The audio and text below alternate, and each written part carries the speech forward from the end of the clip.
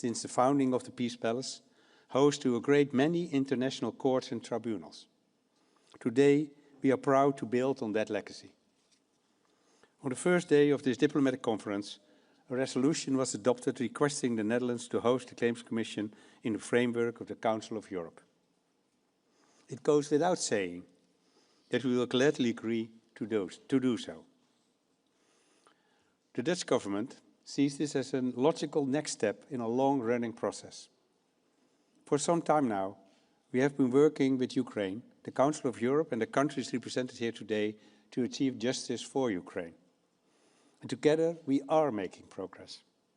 Take the Special Tribunal for the crime of aggression against Ukraine and the Register of Damage, for example. And now, the International Claims Commission, which is being launched today. Ladies and gentlemen, we are sending a very clear message from here in The Hague, that after peace is achieved, justice must be allowed to take its course. And that even once the war has ended, Ukraine can continue to count on the Netherlands and all the other partners that are with us today. Thank you.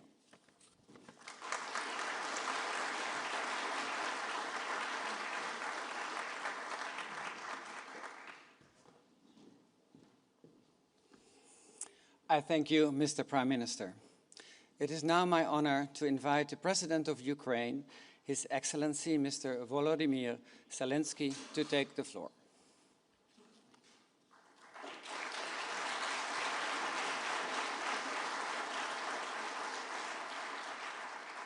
Thank you very much. Thank you so much.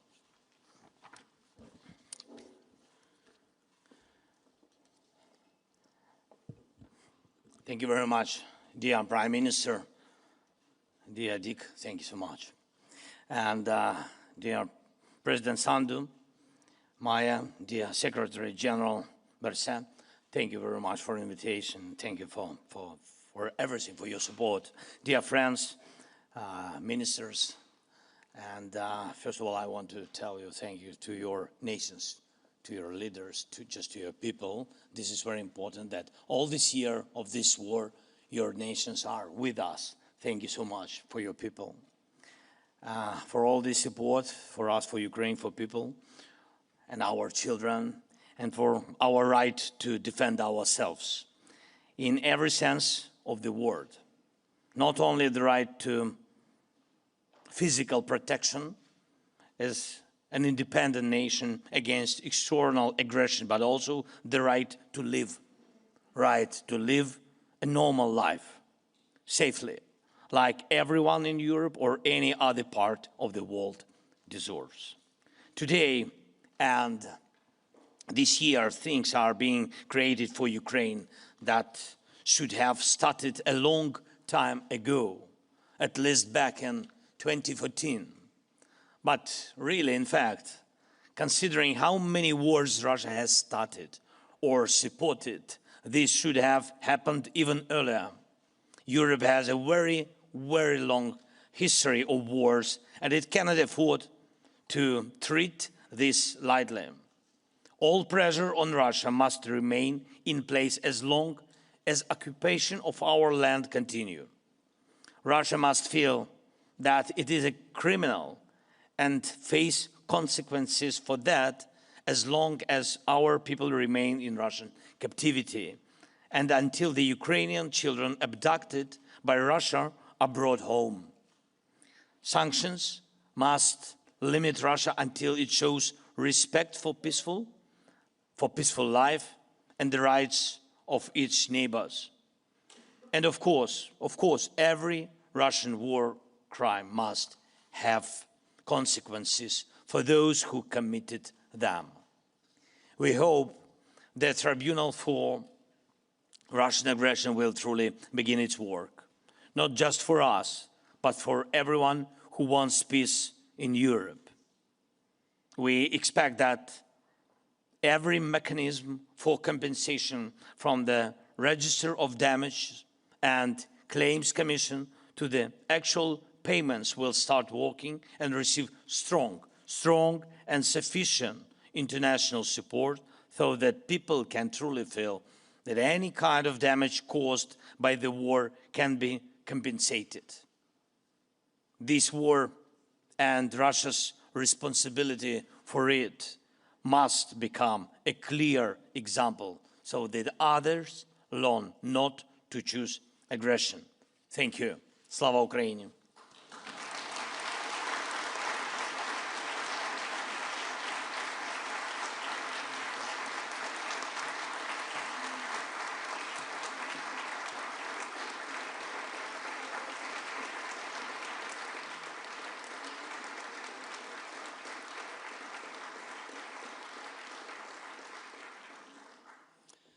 I thank you, Mr. President. It is now my honor to invite the President of the Republic of Moldova, representing the Committee of Ministers of the Council of Europe, Her Excellency Ms. Maia Sandu, to take the floor.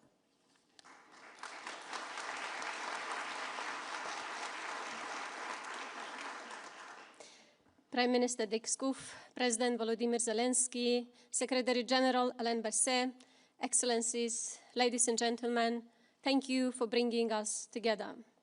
We meet as Russia's full-scale aggression against Ukraine continues to take lives, destroy cities, and weaken the foundations of the European security. So, amid all high-level discussions, we must keep the ultimate objective in mind: to save lives, stop the suffering, and bring peace that does not give rise to the next war. Moldova supports all efforts that bring an end to the war and the suffering it causes, all efforts that lead to a dignified peace, and all efforts that prevent a future war, because how this war ends will shape Europe's future. In this sense, history is consistent. Peace without accountability rarely holds. Where responsibility is affirmed through law and institutions, societies recover. Where accountability is avoided or postponed, violence returns, often in more destabilizing forms. Accountability is about creating the conditions for peace that endures. And therefore, accountability is a condition of security today and for the future. But accountability is not only about Ukraine, and it is not only about one aggressor and one victim. Accountability is about Europe, about every country in Europe. It is about whether Europe as a whole is willing to defend its peace. This war is already affecting our normal ways of life far beyond the front line. Drones violate European airspace, disrupting travel plans. Critical infrastructure is targeted through sabotage. Cyber attacks disrupt services. Disinformation seeks to divide our societies from within. This is how modern hybrid war spreads, quietly, gradually, and deliberately. The front line is not only in Ukraine. It is wherever Europeans expect safety, stability, and normality and begin to lose them. This moment is about Ukraine, but it is also about whether free and sovereign nations in Europe can protect their people from evil and harm, whether we, Europeans, can hold together in solidarity to defend our way of life, our democracies, and our peace. This is why the convention we signed today, establishing the International Claims Commission for Ukraine, matters. This matters first and foremost for people, for those who lost family members, for those whose homes were destroyed, whose lives were forever changed. Law cannot undo loss, but it can recognize harm, restore dignity, and affirm that suffering is neither invisible nor forgotten. Secondly, it also matters for the international system. Accountability, when it is credible, predictable, and institutionalized, tells aggressors that violations will be recorded, assessed, and addressed. Third, the way this commission has been created sends a signal. It affirms multilateralism and a rule-based international order. At a time when some argue that Power alone should decide outcomes. Europe is stating something different, that stability depends on law, cooperation, and shared responsibility, especially for smaller and more vulnerable states. The Council of Europe has provided a credible institutional framework for this effort. I also wish to acknowledge the role of the Netherlands. The Hague has long stood as a center of international law, and its engagement has been essential in moving this effort forward. Ladies and gentlemen, we should also be clear-eyed about the reality on the ground. Ukraine is resisting. It continues to defend its territory, its people, and Europe's security. Russia has not achieved its objectives. Every meter of advance in Ukraine comes with colossal human and military costs for Russia. This war will soon last longer than Russia's participation in the Second World War. The fact that Moscow has still failed to take the Donbas is evidence of Ukraine's extraordinary capacity to resist and adapt. President Zelensky, Ukraine's resilience matters far beyond its borders. It preserves Europe's peace. Europe's security now depends on whether Ukraine is supported and whether Russia is denied the capacity to continue this war and prepare for the next one. Ukraine must continue to receive strong, sustained support, not sporadically, not cautiously, but with the understanding that Ukraine's success is a precondition for Europe's future peace. Supporting Ukraine now is an investment in preventing much larger conflicts later. At the same time, Russia's ability to wage war must be reduced. Sanctions matter. Isolation matters. Pressure matters. A war of aggression cannot be allowed to remain economically sustainable. Deterrence that works today avoids far greater military, economic, and human costs in the future. The EU's decision to indefinitely freeze Russian assets plays a role in this effort. It reinforces deterrence. It tells future aggressors that war leads to lasting costs. How this war ends will determine whether Europe faces stability or more wars. And this is Europe's responsibility, not someone else's, not another continent's. The responsibility lies with Europe to stand for peace, to support Ukraine, and to defend the foundations of our security, democracy, and well-being. To do so decisively or to fail history, and in doing so, endanger Europe's democratic and peaceful future. Ukraine is fighting. The question before us is whether Europe will rise to the moment or fail. I thank all the countries represented today for their support to Ukraine. And as a country holding the presidency of the Committee of Ministers of the Council of Europe, Moldova stands for a Europe that acts early, decisively, and together. A Europe that understands that supporting Ukraine and deterring aggression today is the price of peace tomorrow. Thank you.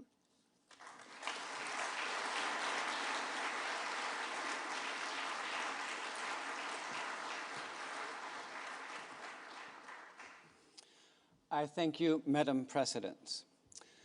We now turn to the central item of our conference, the adoption of the documents before us, the convention, the resolution, the report, and the final act.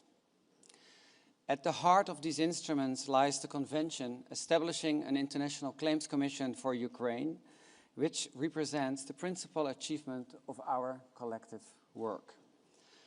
May I ask whether any delegation wishes to take the floor to raise an issue or propose an amendment to any of the draft documents?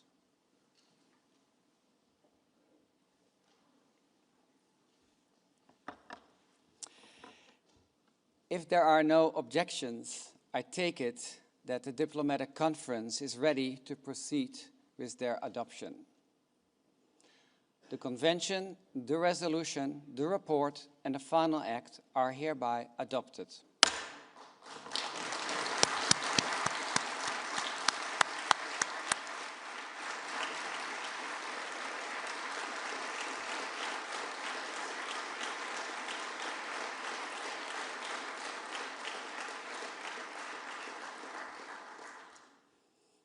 And that's what I like to do best at these meetings, gavel a result. Following the adoption of the Convention, I have the honor to formally declare the Convention open for signature. So we will now proceed to statements and the signing of the Convention and the final act of the conference.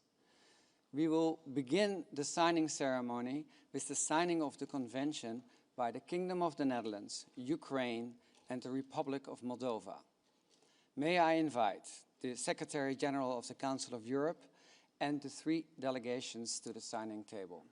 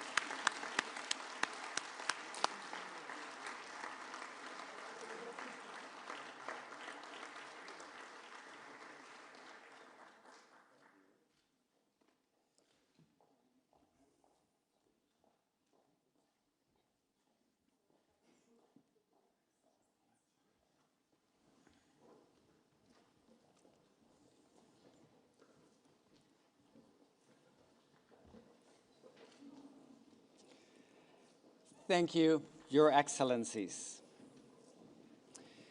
We will now proceed with statements delivered by ministers of the states and high-level representatives of the organization having expressed their intention to sign the Convention and the final act. We will then continue with statements from the other members and observers having expressed their intention to sign the Convention and the final act. In English, alphabetical order, albeit with 1 or 2 exceptions. I now have the honor to invite Ms. Tanja Fajon, Deputy Prime Minister and Minister of Foreign Affairs and European Affairs of Slovenia, to deliver a statement and to proceed to the signing, followed by Georgia.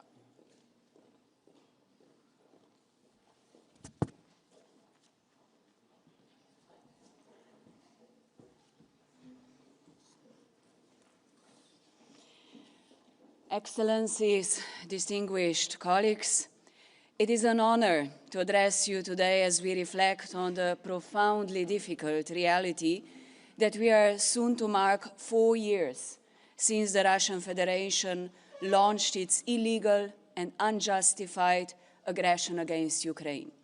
4 years of blatant violations of international law, which Slovenia condemns in the strongest possible terms. Slovenia has always advocated for peace. This commitment continues to guide our country's actions today, just as it has in the past. We support all efforts towards achieving a just and lasting peace in Ukraine, a peace that will be firmly rooted in the principles of the UN Charter, including sovereignty, independence, and territorial integrity. These principles are not abstract ideas. They form the bedrock of international stability. When they are violated, the entire international community bears the consequences.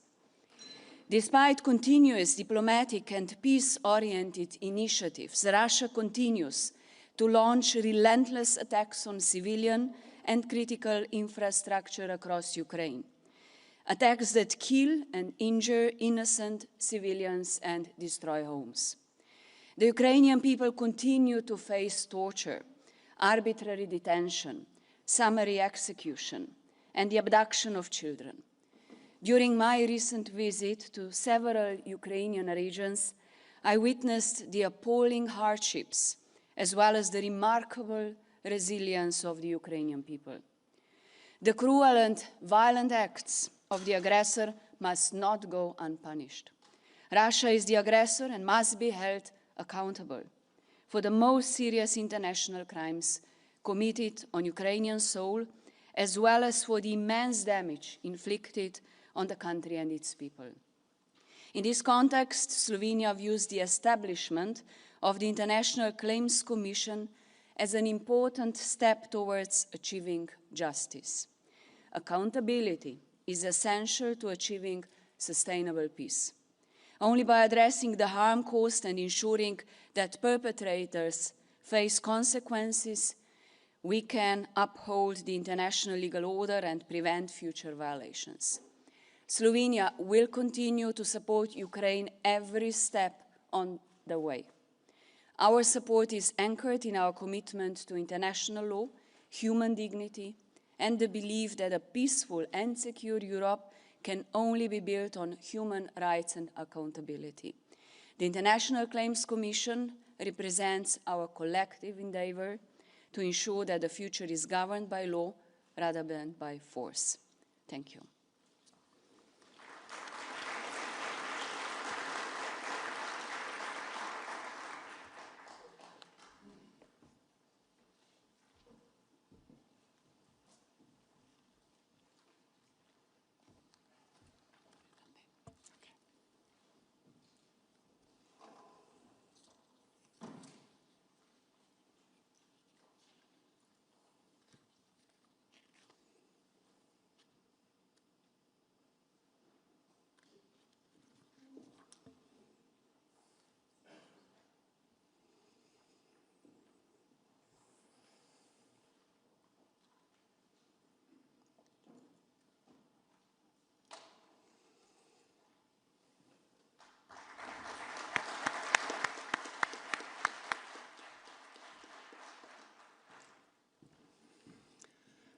I now have the honor to invite Ms. Maka Bochorishvili, Minister for Foreign Affairs of Georgia, to deliver a statement and to proceed to the signing, followed by Germany.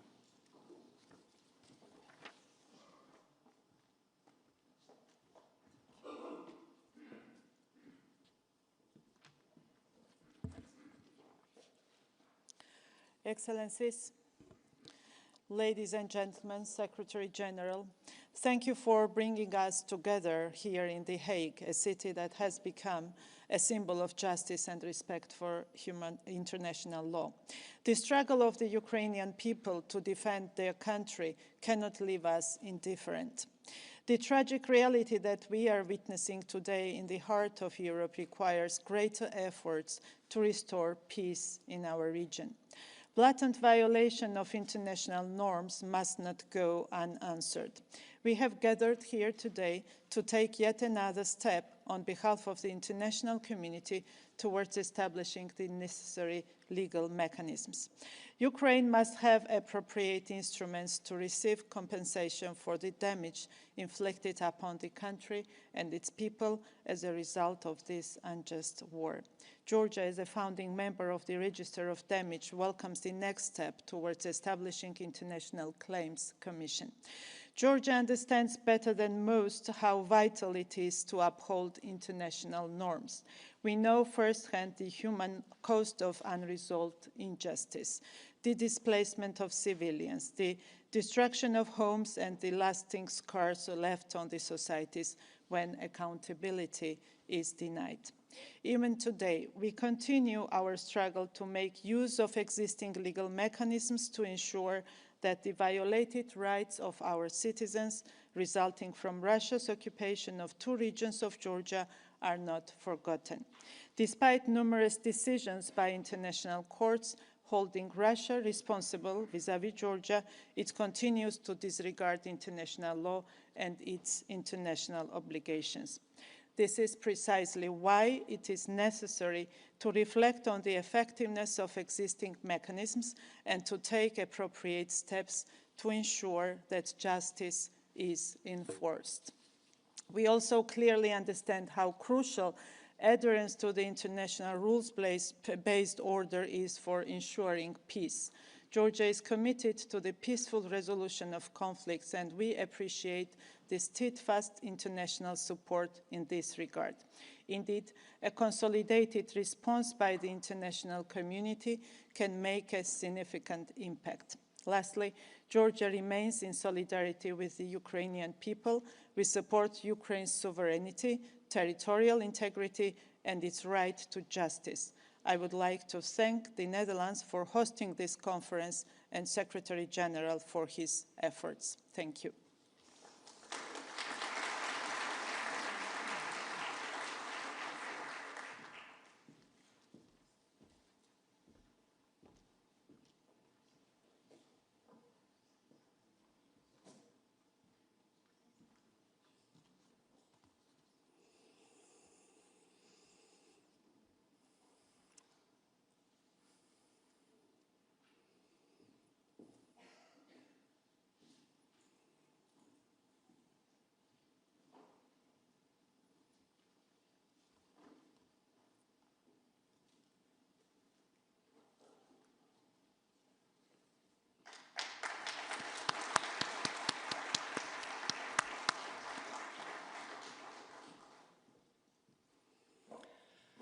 I now have the honor to invite Mr. Florian Hahn, Minister of State at the Federal Foreign Office of Germany, to deliver a statement and to proceed to the signing, followed by Lithuania.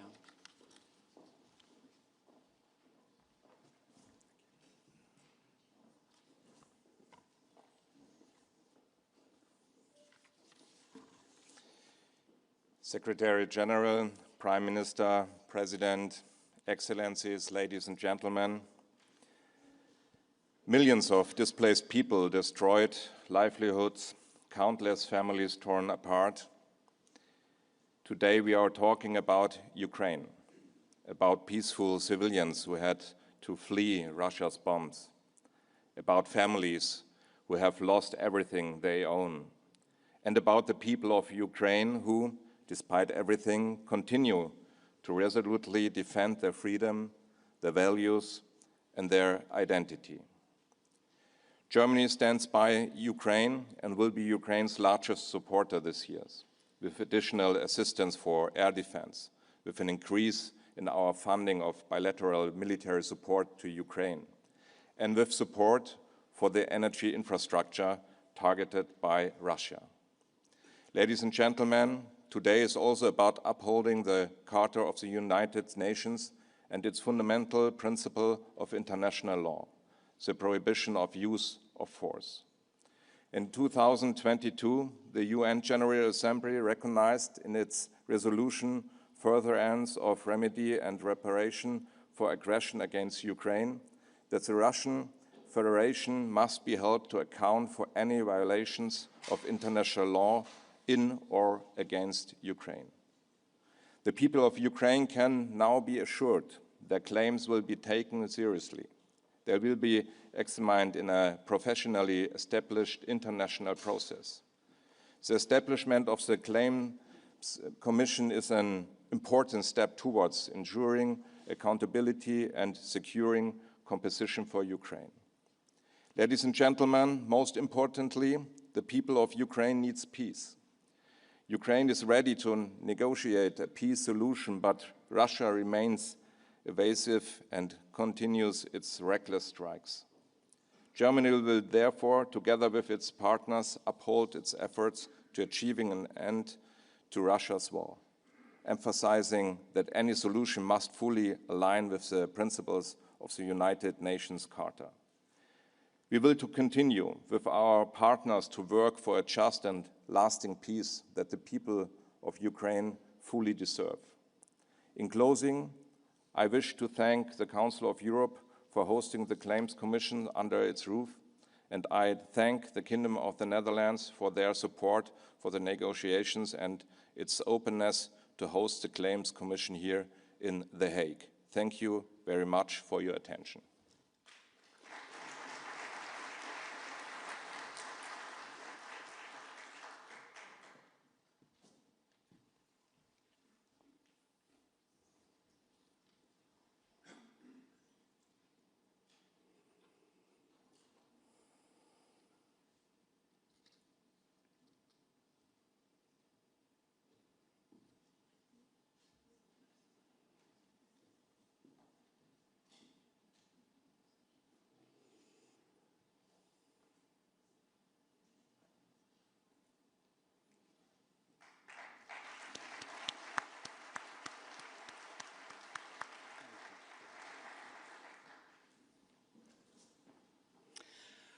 I now have the honor to invite Mr. Kęstutis Budrys, Minister for Foreign Affairs of Lithuania, to deliver a statement and to proceed to the signing, followed by Malta.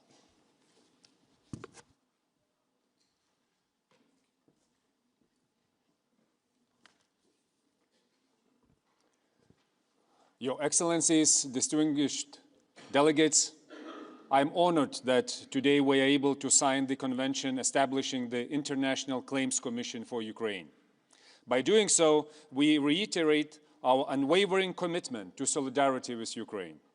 Together, we are seeking full-fledged accountability for all international crimes committed by Russia in and against Ukraine, as well as for all violations of international law in that context.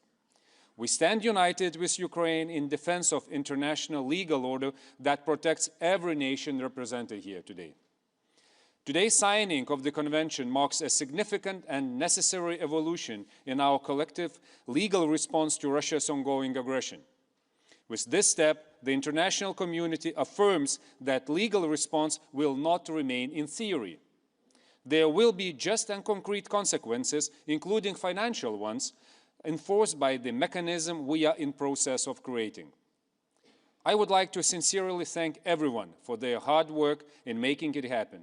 In such a short term, Lithuania is committed to ratifying the Convention as quickly as possible, demonstrating our determination to uphold justice and accountability. We urge all countries that have signed it to complete their internal procedures swiftly so it may enter into force and the Commission can begin its work.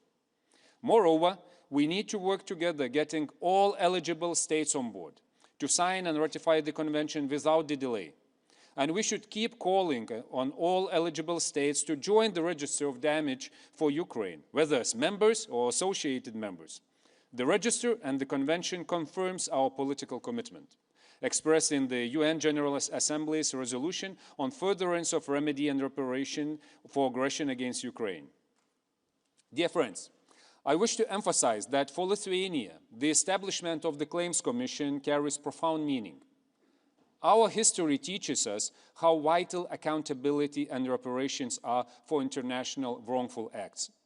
There were no reparations for the occupation and annexation of Lithuania and the other Baltic states by the Soviet Union under the Molotov-Ribbentrop Pact. Putin and his regime since the outset acted as if those crimes never happened.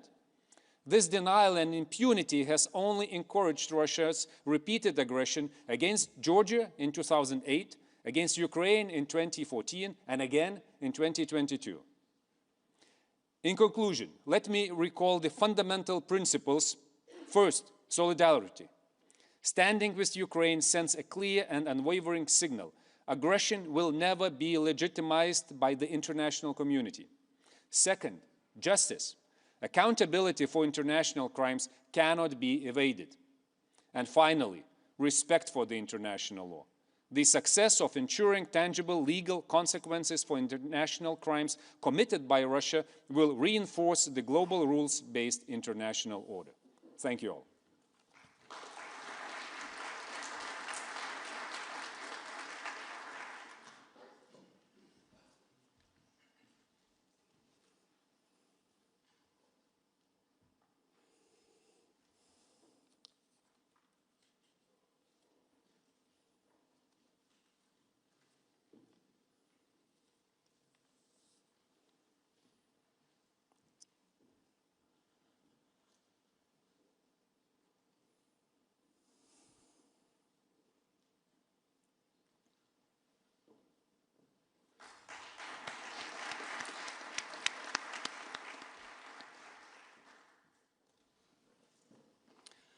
I now have the honor to invite Mr. Stefan Zrinzo-Azzopardi to deliver a statement and to proceed to the signing, followed by Montenegro.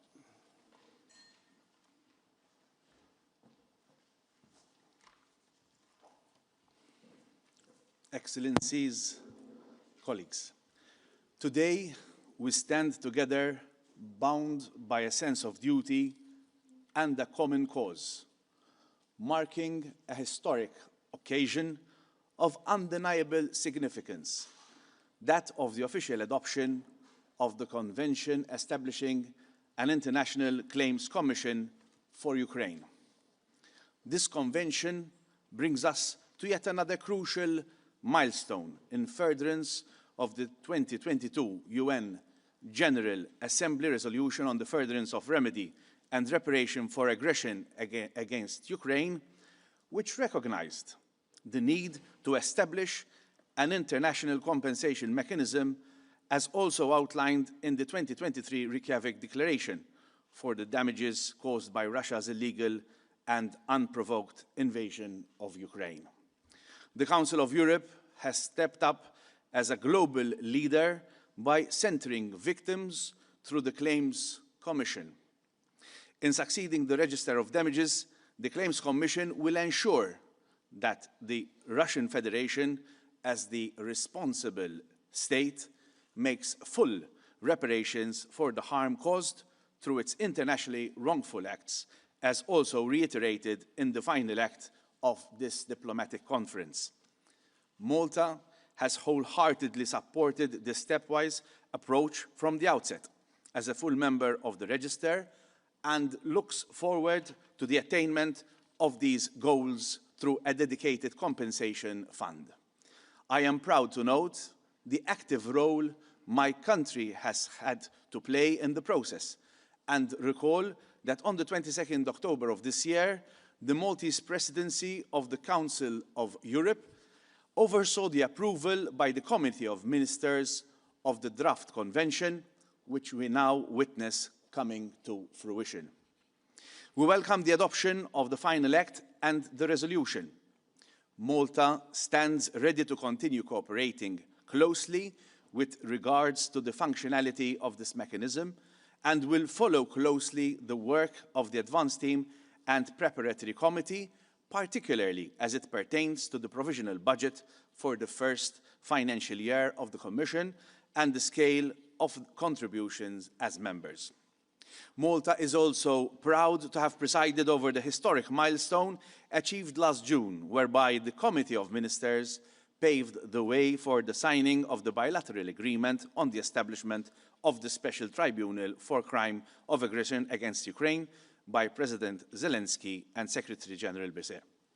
This agreement crucially fills in a vacuum of accountability in international criminal justice for this most serious crime against Ukraine, where international judicial bodies previously lacked the necessary jurisdiction to adjudicate on Russia's crime of aggression.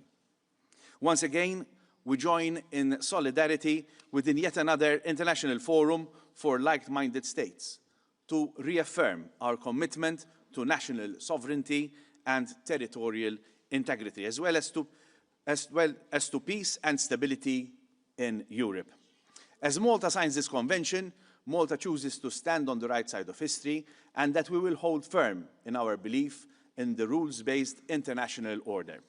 We invite all other nation states to add their signatures without delay as the urgent defense of justice, cooperation, and international law demands collective and timely action. It is critical that the widest possible global membership is achieved to secure the legitimacy, credibility, functionality, and effectiveness of not only the Claims Commission, but also the Special Tribunal. In doing so, the global community will be sending the unequivocal message that Russia is not exempt from its obligations under international law and that it must be held answerable for all its actions. Thank you.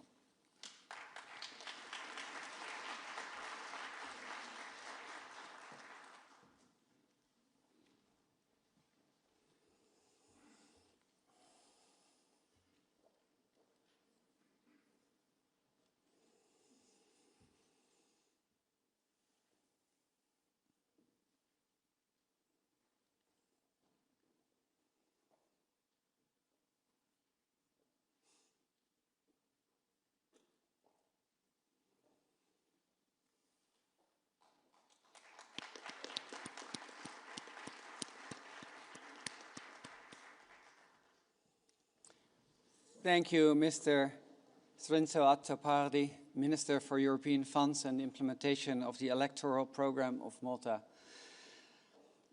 I now have the honor to invite Mr. Bojan Bosovic, Minister of Justice of Montenegro, to deliver a statement and to proceed to the signing, followed by the United Kingdom.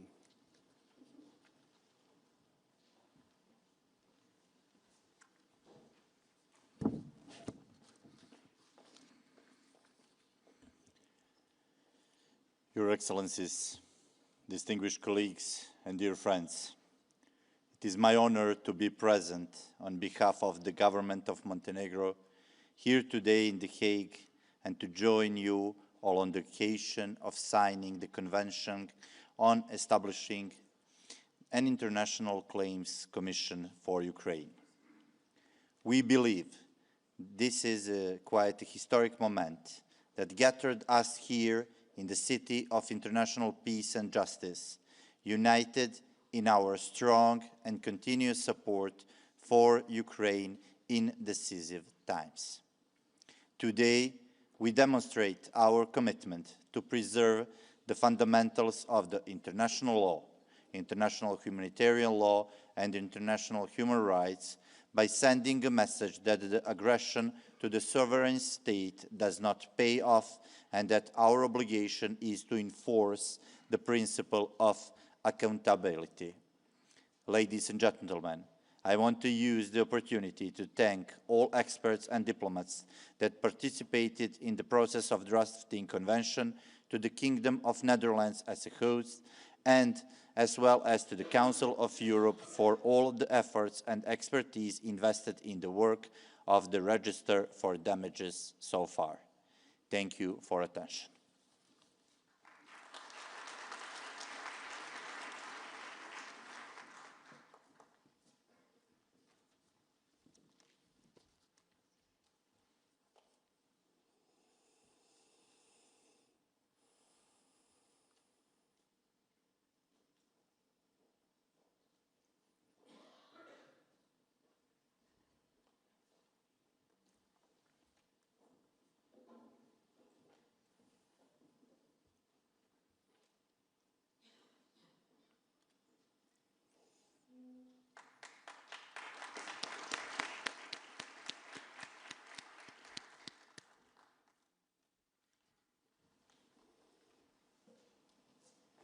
I now have the honor to invite Mr. Stephen Doty, Minister of State for Europe, North America and Overseas Territories of the United Kingdom, to deliver a statement and to proceed to the signing, followed by Andorra.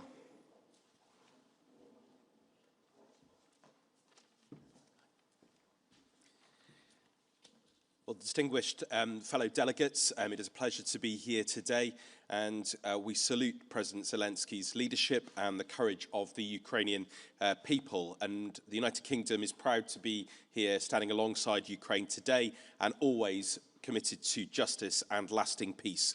This is indeed a landmark moment, an unprecedented step towards accountability for Russia's appalling crimes against Ukraine. And the United Kingdom is proud to sign this treaty, which stands as a beacon of hope for every family and community affected by that aggression. And it also sends a clear message to Putin that aggression and violations of international law will not go unanswered, because Russia's attacks shock the conscience, bombarding homes and kindergartens, stealing children from Ukraine, deporting and brainwashing them. And I, like many of you, have been in beautiful Kiev and Ukraine under bombardment by drones and missiles. I have seen the civilian buildings and infrastructure reduced to rubble, the bunkers where Ukrainian children have to do their lessons underground. And the destruction is hard to comprehend unless you have seen it face to face. The Register of Damage has already received nearly 90,000 submissions, and up to 10 million claims may follow. And behind each of those claims, we must remember that there is a family, a business, a community shattered by Russian aggression. But we also know that Ukrainians are a resilient people. They are looking to a future beyond this conflict, and so are we. But it is also essential to hold Russia to account. This commission will enable Ukrainians to rebuild their homes, their communities, and their lives. And we meet, of course, at a critical time with US-led peace talks ongoing, and we welcome efforts to end the killing and the destruction. And yesterday, our Prime Minister in Berlin, with many fellow European leaders, discussed these issues with President Zelensky and President von der Leyen and others. And this is a pivotal moment. We continue to engage at the highest levels while ramping up our support to Ukraine and putting pressure on Putin. But we cannot wait for peace to pursue justice, because without justice, there can be no lasting peace. And I am confident that future generations will look back on this treaty as a key moment in the fight for accountability. And the United Kingdom will continue to support the Commission's development, building on our leading role, chairing the Register of Damage, and we will keep working with all of you, our international friends and partners. And my thanks go in particular to the Dutch government for their leadership, the Council of Europe and the Secretary-General for their vital role, and all delegations for their perseverance. And above all, we're grateful to the Ukrainian negotiating team for reminding us that this work cannot wait. So today is an important step. Let's keep up the momentum for justice and a sustainable peace.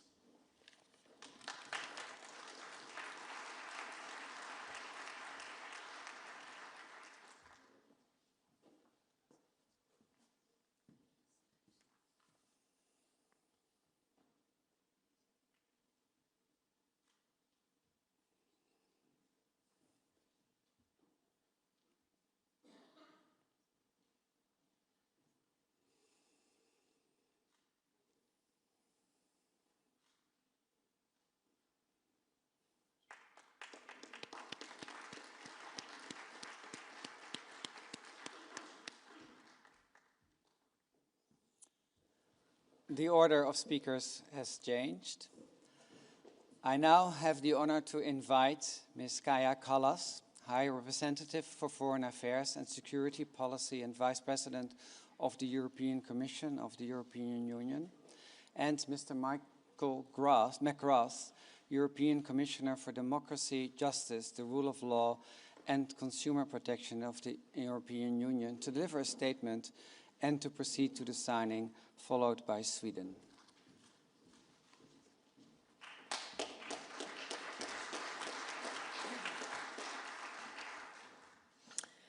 Dear colleagues, thank you to our hosts of the European Council of Europe. After 4 years of war, more than 200,000 buildings in Ukraine have been destroyed or damaged, and some 2.5 million houses and flats are no longer fit to live in. We are talking about the total number of residents of The Hague having to leave their homes. The scale of destruction and impact on citizens is unimaginable. Property is just one category in the register of damages for Russia's war in Ukraine. And if I may say so, the least costly. Because what price do you put on the killing of family members, the deportation of children, life-changing personal injuries, sexual violence, torture? These are the questions that the Claims Commission will be dealing with over the next years. Now that we have formally adopted the convention establishing the Claims Commission, I'm pleased to announce that the European Union will provide up to €1 million to pay for the preparatory work. In the meantime, Ukrainians can keep submitting claims to the Register of Damages. There are many examples of claims commissions in the recent past, from the Iran-US Claims Tribunal to the Eritrea-Ethiopia Claims Commission, or the Commission for Real Property Claims in Bosnia and Herzegovina. The Claims Commission in Ukraine is likely to be the most ambitious yet, but the most difficult also to implement. The biggest challenge is the funding. There are precedents that can inspire us. After Iraq's invasion of Kuwait, the United Nations Compensation Commission was able to use Iraqi oil revenues to pay reparations because a percentage of the oil sales went directly into the UN Compensation Fund. Russia is no less liable for the damage in Ukraine than Iraq was for the damage in Kuwait. But Russia will never voluntarily pay for the damage it has done. We already see the attempts to exclude reparations and, in fact, any form of accountability from the potential peace agreement. And this puts a huge responsibility on the international community, including the participants of this International Claims Commission. Together, we must stand up for the victims of this brutal war of aggression. If we do not, more will follow. But we have to get creative about how to mobilize funding to pay out compensation. Between 260 and 280 billion euro of Russian sovereign assets are frozen outside Russia. It is unthinkable that this money will ever be returned.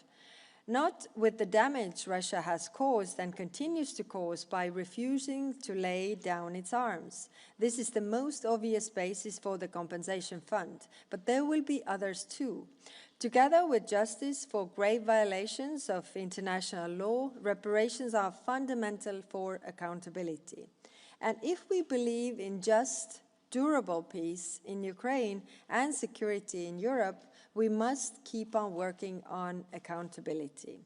And let me finish by thanking Ukraine, the Council of Europe, and our hosts here in the Netherlands. Thank you.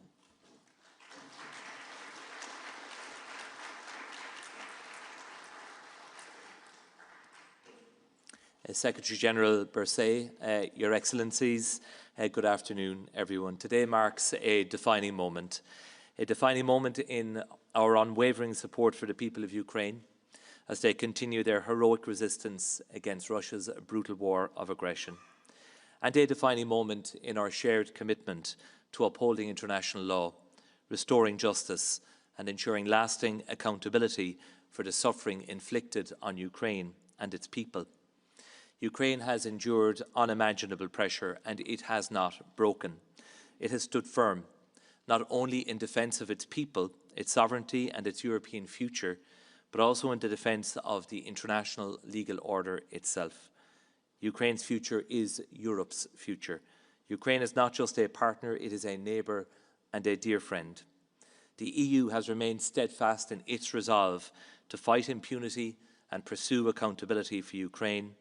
And today, we move from principle to action, from aspiration to reality, embedding accountability at the heart of Ukraine's future. More than 3 years ago, the UN General Assembly affirmed a clear principle. Russia must be held fully accountable for its internationally wrongful acts in and against Ukraine and must provide reparation for the damage, loss and injury caused. And since then, the EU, together with its member states and partners around the world, has worked tirelessly to deliver an international reparations mechanism, and I acknowledge the leadership of the Council of Europe. Establishing the Register of Damage in May 2023 was the first essential pillar, and today we are founding the second pillar, turning our collective solidarity into a concrete mechanism for reparations. And that's why I am honoured to be here today alongside HRVP Callas to co-sign on behalf of the European Union this convention, as well as the final act. Our next priority will be to conclude the convention early next year so that the Claims Commission can be up and running as soon as possible. And time is of the essence. We need to ensure accountability and justice for Ukraine and its people. So let me encourage not only all of you, but also our other international partners to join the convention, because doing so will reaffirm not only our solidarity with Ukraine, but also a firm commitment to the rules-based international order that protects every state. Crucially, the Convention lays out a clear pathway forwards towards the establishment of a compensation fund to ensure full redress for all damage. By signing today, we are reaffirming our collective commitment to identify and secure, in full respect of international law, sustainable sources of funding for the compensation determined by the Claims Commission. And this is why the European Commission's reparation loan proposal recognises that those resources can be used directly by Ukraine to deliver compensation awarded through the Claims Commission. To conclude, this year has tested our collective resolve like no other since the onset of Russia's full-scale war of aggression. And while the geopolitical landscape has shifted profoundly, Ukraine's determination to resist Russian aggression has not, and neither has the EU's unwavering commitment to Ukraine, to its European future, and to the international rules-based order. Accountability for the perpetrators of these crimes and reparation for their victims are indispensable to any just and lasting peace. And today, through the EU's signature of this convention, we reaffirm with all of you that commitment clearly, firmly, and without ambiguity. Thank you.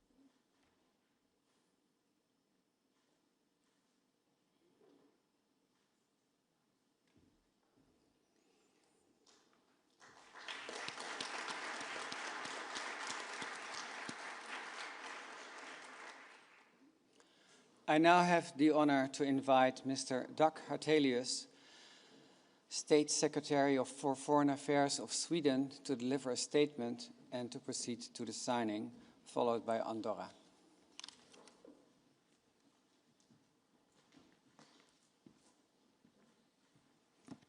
Excellencies, colleagues, friends of Ukraine, it's a great honor to be here in The Hague to adopt the convention establishing an international claims commission for Ukraine.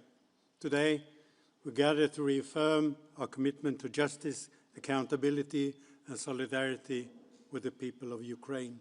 The establishment of the Claims Commission marks a historic step towards ensuring that reparations will be made to the victims of Russia's aggression.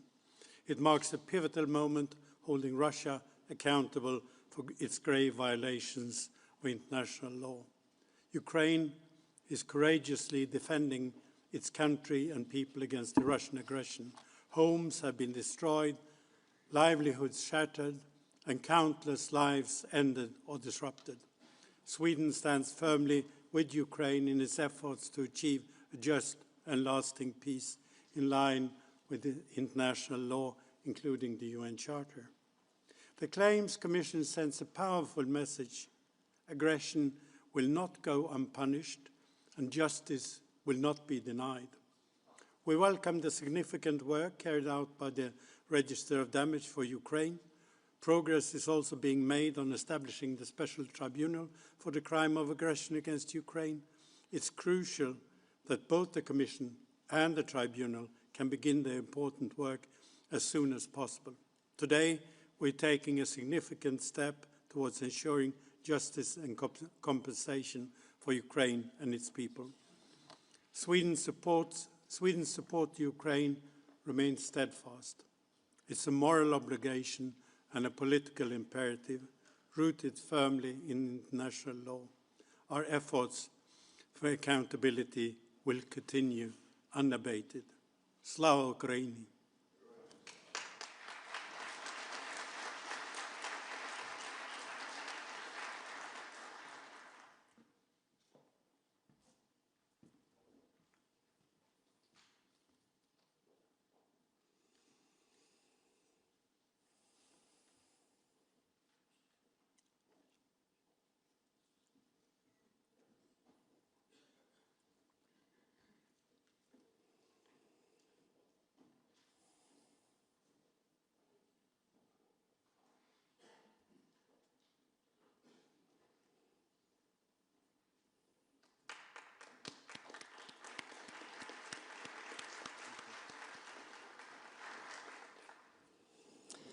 I now have the honor to invite Mr. Vincenzo Matteo Zamora, Ambassador Extraordinary and Plenipotentiary Ambassador of Andorra to the Netherlands, to deliver a statement and to proceed to the signing, followed by Austria.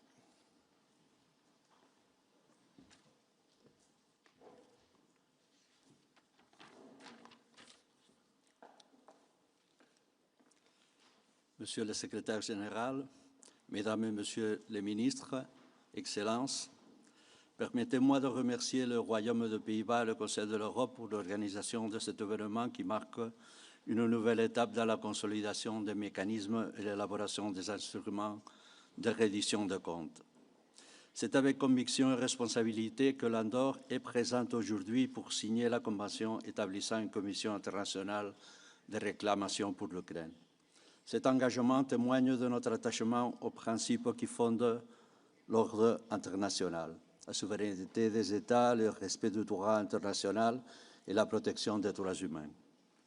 L'agression de la Fédération de Russie contre l'Ukraine a causé des destructions massives, des pertes humaines dévastatrices et un traumatisme durable pour des millions de civils, en particulier les plus vulnérables, les enfants. Face à ces violations, la communauté internationale a le devoir de condamner et d'agir.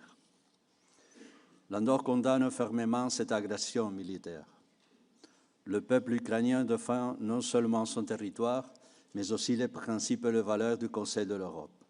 L'Andorre appelle la Fédération de Russie à cesser l'agression contre l'Ukraine et à respecter ses obligations en vertu du droit international.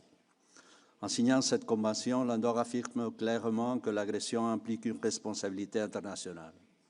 Les victimes doivent pouvoir faire valoir leurs droits, obtenir reconnaissance et réparation et retrouver un horizon de stabilité. Notre soutien s'inscrit dans une conviction profonde. Tous les États doivent contribuer significativement à la défense du multilatéralisme guidé par la justice, la solidarité et la dignité humaine. L'Andorre continuera à travailler avec ses partenaires pour que ce mécanisme devienne un instrument essentiel de réparation, mais aussi un message clair pour l'avenir. Les violations graves du droit international ont des conséquences. Je vous remercie.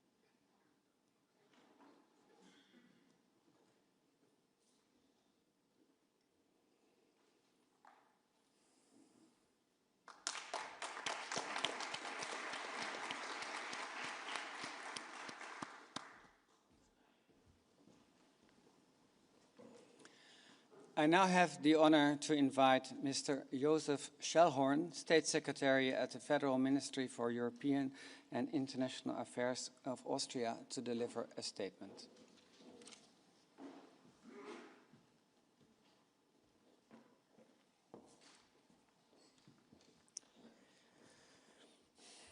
Excellencies, ladies and gentlemen, on the 24th of February 2022, Russia started an illegal and unprovoked war of aggression against its neighbor, Ukraine.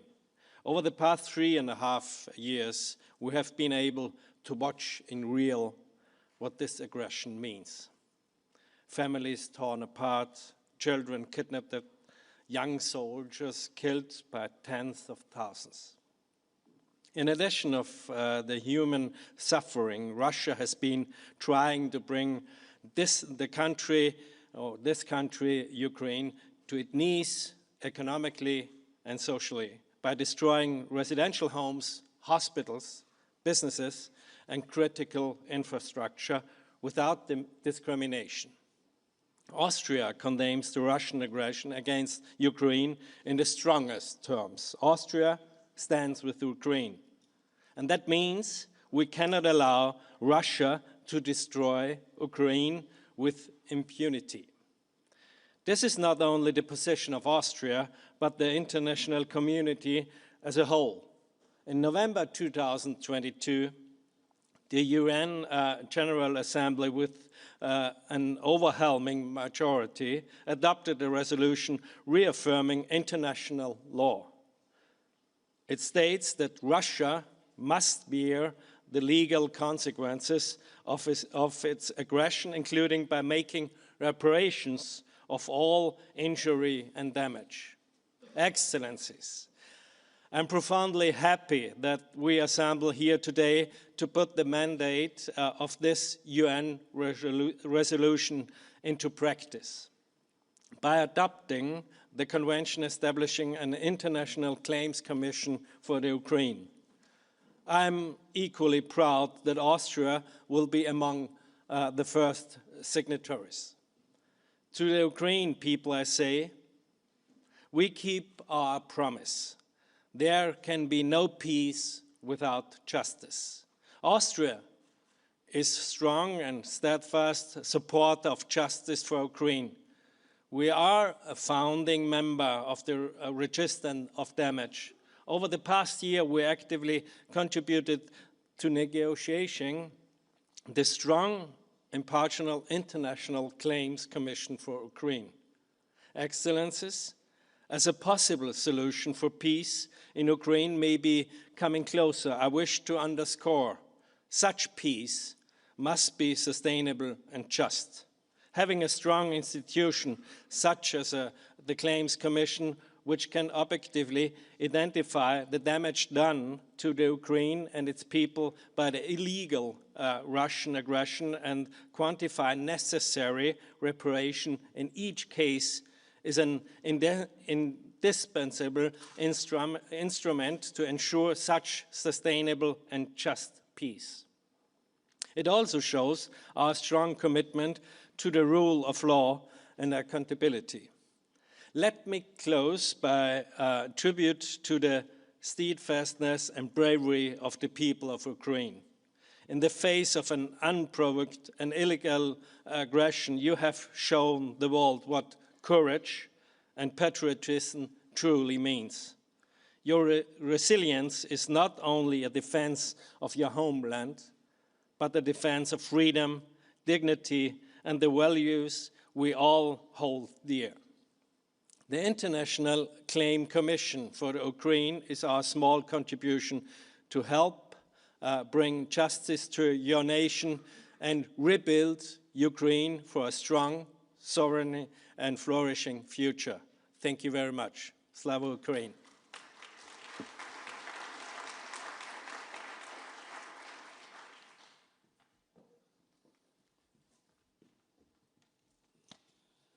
Thank you. I now have the honor to invite Mr. Engelbert Teuermann, Ambassador Extraordinary and Plenipotentiary, Ambassador of Austria to the Netherlands, to the signing.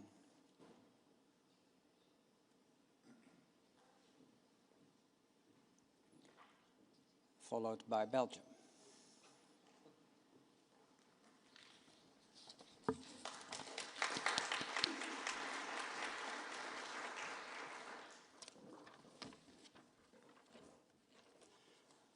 I now have the honor to invite Mr. Olivier Bell, Ambassador Extraordinary and Plenipotentiary, Permanent Representative of Belgium to the international organizations in The Hague, to deliver a statement and to proceed to the signing.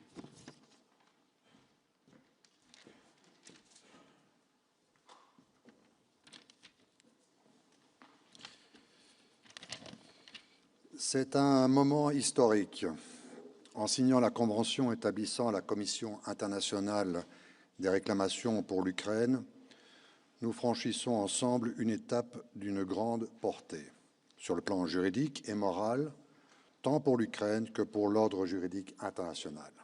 La Belgique a toujours clairement indiqué que les violations du droit international ne peuvent rester impunies.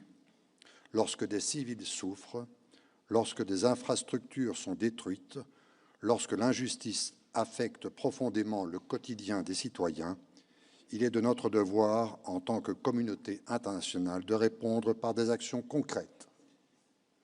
Reflet de cette volonté d'agir avec rigueur, humanité et détermination, la Commission offrira un forum indépendant, transparent et accessible, un lieu où des victimes d'actes illicites pourront déposer leurs réclamations avec l'assurance d'être entendues. Ce faisant, nous contribuons non seulement à la réparation, mais aussi au renforcement de la confiance dans le multilatéralisme. Je tiens à saluer les efforts remarquables de nombreux diplomates, juristes, partenaires internationaux qui ont contribué à l'élaboration de cette convention, en particulier le Conseil de l'Europe et les Pays-Bas. Je souhaite également souligner que cette convention revêt une portée plus large. Elle adresse un message clair au monde.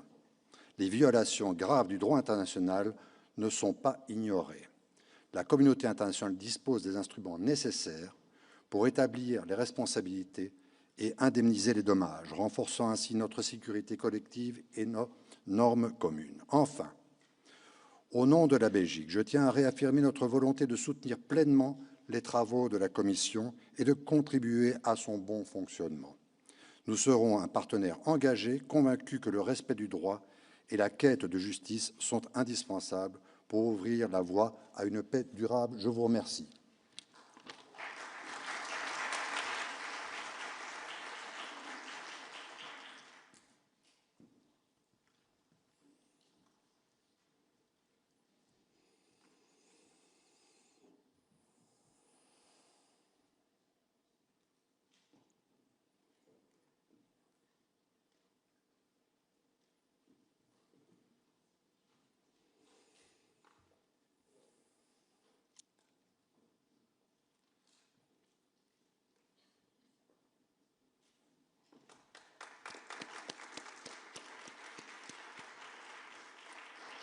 I now have the honor to invite Mr. Toma Gali, Ambassador Extraordinary and Plenipotentiary, Permanent Representative of Croatia to the Council of Europe, followed by Cyprus.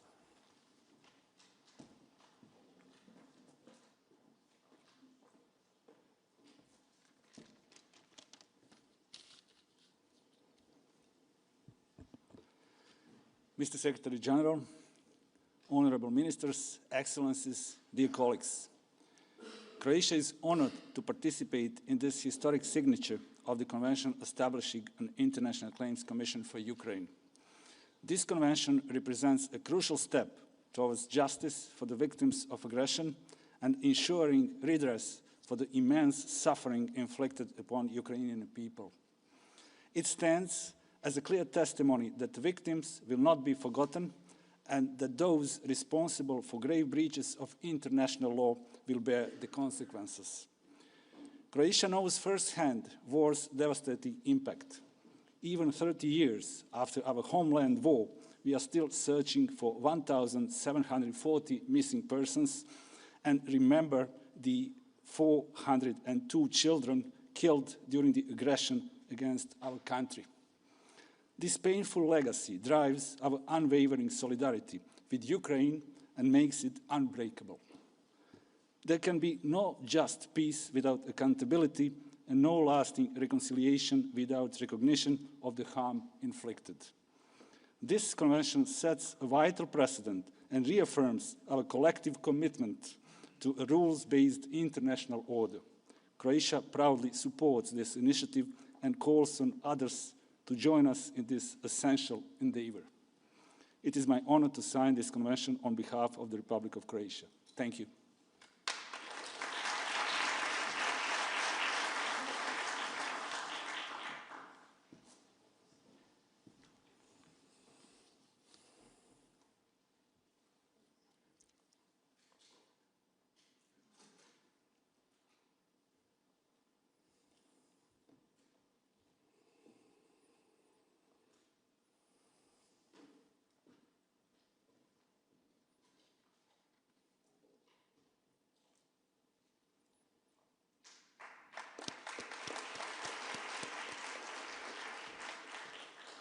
I now have the honor to invite Mr. Spiros Atas, Ambassador Extraordinary and Plenipotentiary, Ambassador of Cyprus to the Netherlands, to deliver a statement and to proceed to the signing, followed by Denmark.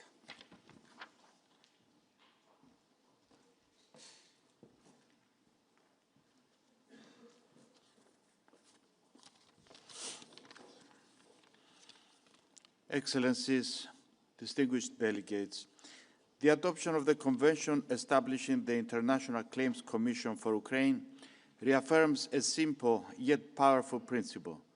Violations of international law must not go unpunished, and victims are entitled to a credible, independent, and effective path to justice.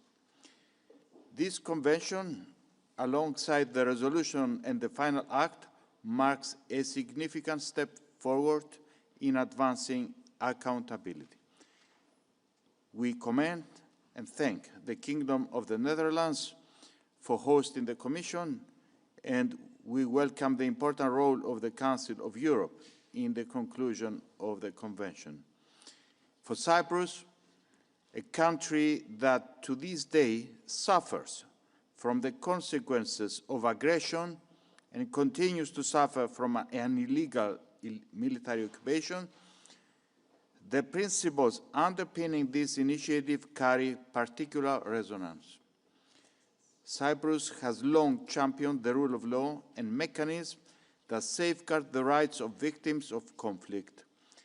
While each situation has its own context, the underlying principles are universal.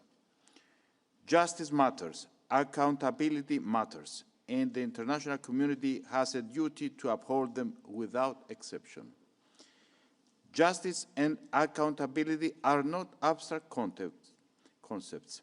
They are responsibilities.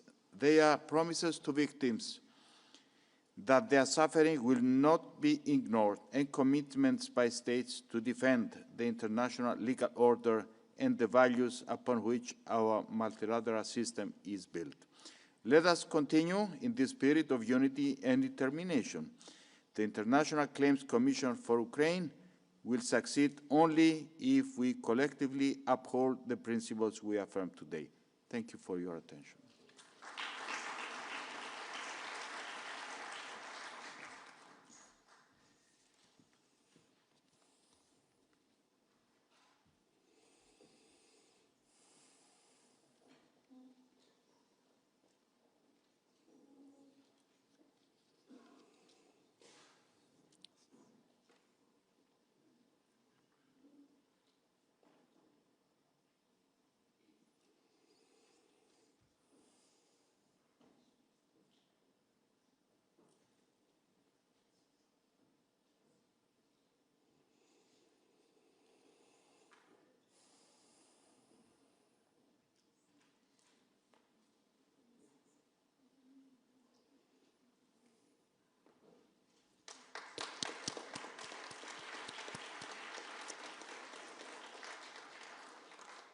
I now have the honor to invite Ms. Vibeke Pasternak-Jurgensen, Ambassador, Undersecretary for Legal Affairs, Ministry of Foreign Affairs of Denmark, to deliver a statement and to proceed to the signing, followed by Estonia.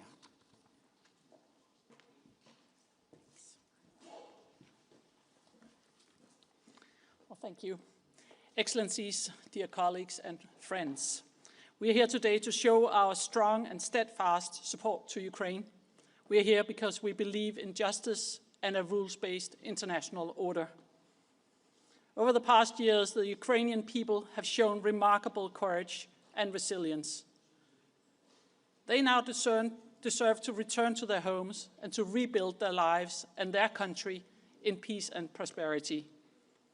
They deserve to have and to see justice. Today, we are taking an important step towards redress with the establishment of the Claims Commission. With that, we are building something new and unique.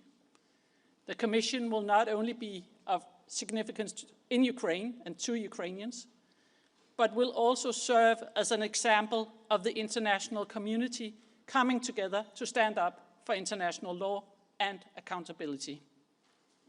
It is with great appreciation that Denmark will sign the Convention and final act today. We will work dedicated towards ratifying the Convention in the new year. We also encourage a broad participation and support an ambitious timeline to ensure the entry into force of the Convention and the Commission's important work. Finally, we would like to extend our gratitude to Prime Minister Schoof and the Netherlands for their great leadership and coordination in this endeavor, and for the always impressive work of the Secretariat. And we also would like to extend our unwavering support for Ukraine and to President Zelensky and our Ukrainian friends. Denmark will continue to support Ukraine's fight against Russia's unprovoked war of aggression, both in the immediate and long term. Thank you.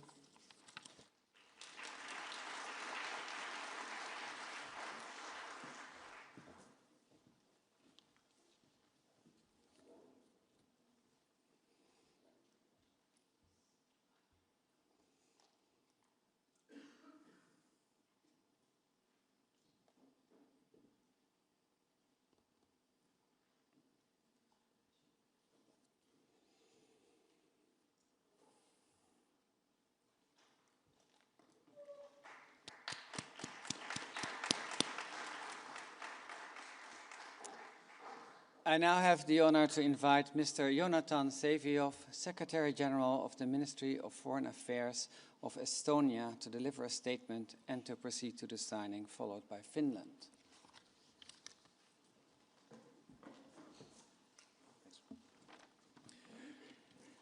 Mr. Secretary General, Ministers, Excellencies, dear friends and colleagues, today marks an important milestone.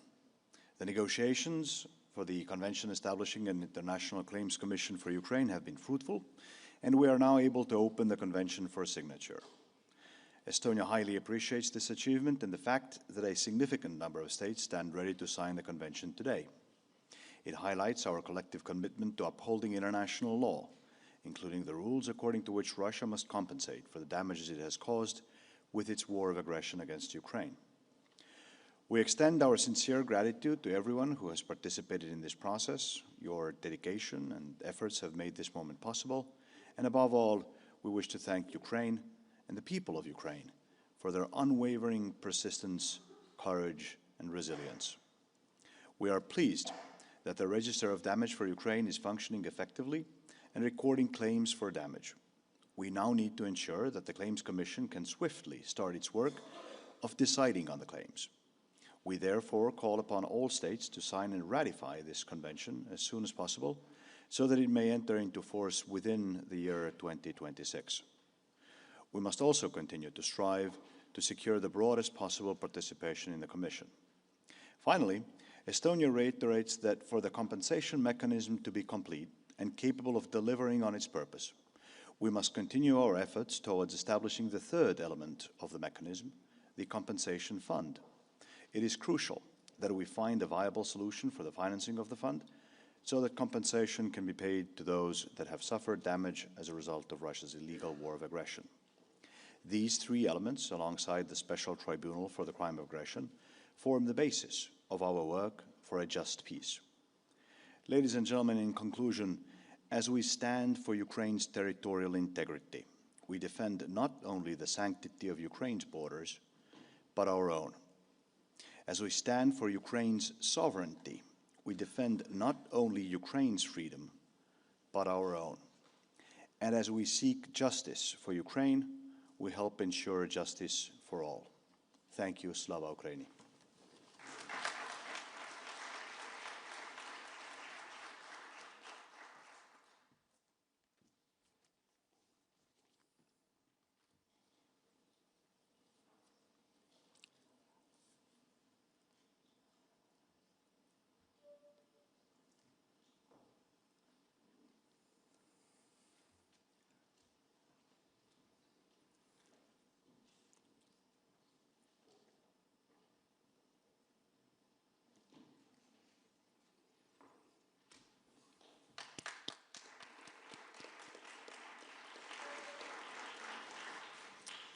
I now have the honor to invite Mr. Pasi Rajala, State Secretary to the Minister of Foreign Affairs of Finland, to deliver a statement and to proceed to the signing, followed by France.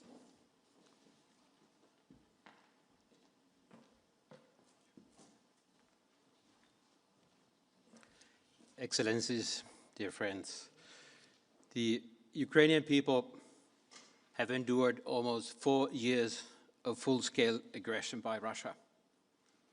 The war, of course, began already in 2014 when Russia occupied and unlawfully annexed Crimea. and moved on to destabilize and occupy regions in eastern Ukraine. No one longs for peace more than the people of Ukraine. People who have endured the trauma of invasion, the loss of loved ones, and the destruction of their homes, environment, and objects of cultural heritage. While Ukraine has shown genuine readiness for peace negotiations, Russia continues to choose violence and destruction. We see that every day, and we see that every night. We need a full unconditional ceasefire as a first step for meaningful talks aimed at a just and sustainable peace in line with the UN Charter. In addition, there must be accountability for the wrongs inflicted upon Ukraine and Ukrainians by Russia's unlawful actions. Today, the Convention establishing an International Claims Commission for Ukraine opens for signature. This is a significant milestone towards accountability and justice for the victims of the war. We commend the Council of Europe for its readiness to host not only the Special Tribunal for the crime of aggression, but also the Register of Damage and Claims Commission. This is a demonstration of the Council's commitment to defend democracy, human rights, and the rule of law in Europe and beyond. And we also wish to thank the Kingdom of the Netherlands for its willingness to serve as the host country for both mechanisms. Finland is a proud founding member of the Register of Damage and has also from the start supported the establishment of a Claims Commission as the next step. The Convention text provides for a Claims Commission that is efficient, legitimate, and can stand any possible critical scrutiny. Finland will sign the Convention today, and we will do our part to become a state party as soon as possible. And we are also prepared to discuss the possible sources of funding of the future awards of the Commission. So let this day remain in history as the moment when the international community showed its determination to hold the aggressor accountable and to ensure justice for the victims of this historic wrong.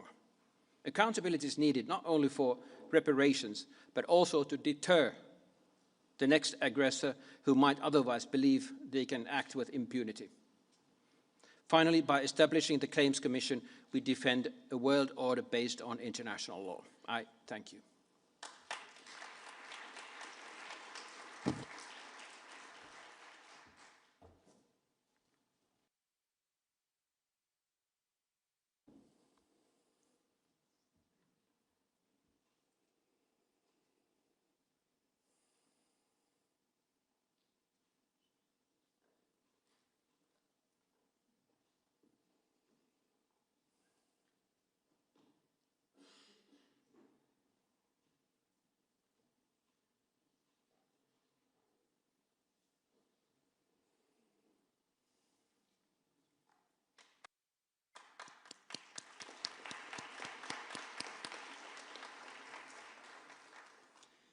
I now have the honor to invite Mr. François Allabrune, Ambassador Extraordinary and Plenipotentiary Ambassador of France to the Netherlands, to deliver a statement and to proceed to the signing, followed by Iceland.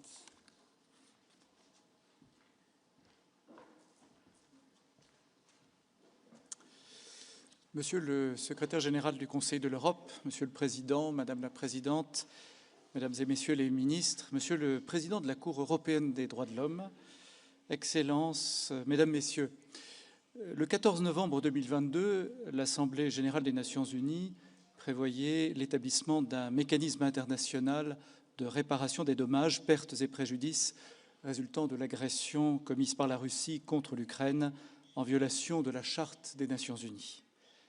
La première pièce de ce mécanisme a été mise en place dès 2023 avec le registre des dommages qui reçoit les demandes d'indemnisation et consigne les preuves. Nous franchissons aujourd'hui l'étape suivante avec la création d'une commission internationale des réclamations pour l'Ukraine qui pourra désormais se prononcer sur le montant des dommages subis. Et nous ne pouvons que nous féliciter collectivement de ce résultat. La France s'est pleinement engagée dans les négociations avec comme objectif la mise en place d'un mécanisme efficace, transparent et impartial. Et la convention que nous signons aujourd'hui a su concilier ces exigences. Ce résultat est à mettre au crédit de l'ensemble des États ayant participé aux négociations, particulièrement aux Pays-Bas et à l'Ukraine, que nous remercions pour l'organisation des sessions de négociation, ainsi qu'au Conseil de l'Europe, qui hébergera la future Commission. Le message que nous envoyons collectivement aujourd'hui est clair. La Russie continue de mener une guerre d'agression illégale qu'elle doit cesser immédiatement, et la Russie doit payer pour la reconstruction de l'Ukraine. Mesdames et messieurs, la France accompagnera la mise en œuvre de la Convention établissant la Commission des réclamations aux côtés de l'Ukraine, comme elle l'a fait pour sa négociation. Depuis le premier jour de l'agression russe, la France a fait un choix clair, celui du soutien sans relâche à l'Ukraine. La signature de ce jour de la Convention par la France s'inscrit dans cet engagement. Ce soutien n'est pas simplement un devoir moral, c'est un engagement profond en faveur de notre sécurité collective, celle de notre continent, celle de tous les Européens et en faveur du droit international. Je vous remercie.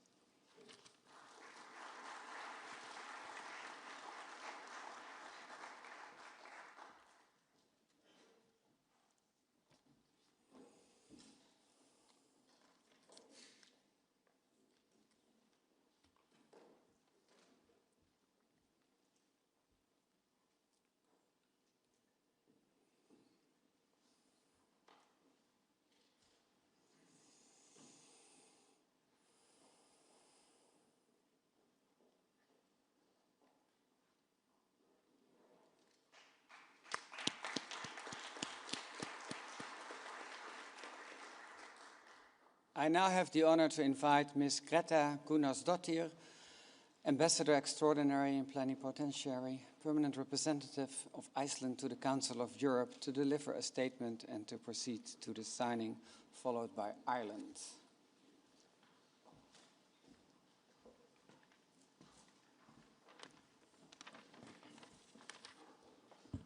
Excellencies, distinguished delegates, today we are demonstrating that we stand united when our core values are violated. A state which is responsible for internationally wrongful acts is obliged to fully compensate for the damage they cause. Accordingly, victims who suffer losses as a result are entitled to compensation. This is a fundamental principle of international law. Thus, the Russian Federation must be held accountable in the unprovoked and unlawful war of aggression against Ukraine. At the summit in Reykjavik in May 2023, Council of Europe heads of states expressed their unwavering commitment towards restoring justice and respect for international law. The foundation for the international compensation mechanism to hold Russia accountable was established. The register of damage has been instrumental in creating the foundation of the mechanism, paving the way for its second component, the Claims Commission. I would like to take this opportunity to extend our sincere appreciation to the register of damage, as well as to the Dutch government for all their work that has led us to this day. Allow me also to highlight the importance we attach to countries from outside of Europe taking part, thus reflecting the support for accountability from the wider international community. Finally, as a demonstration of our unwavering support and solidarity with Ukraine, it is essential that the Claims Commission enters into force early next year. Justice must be realized without delay. Thank you.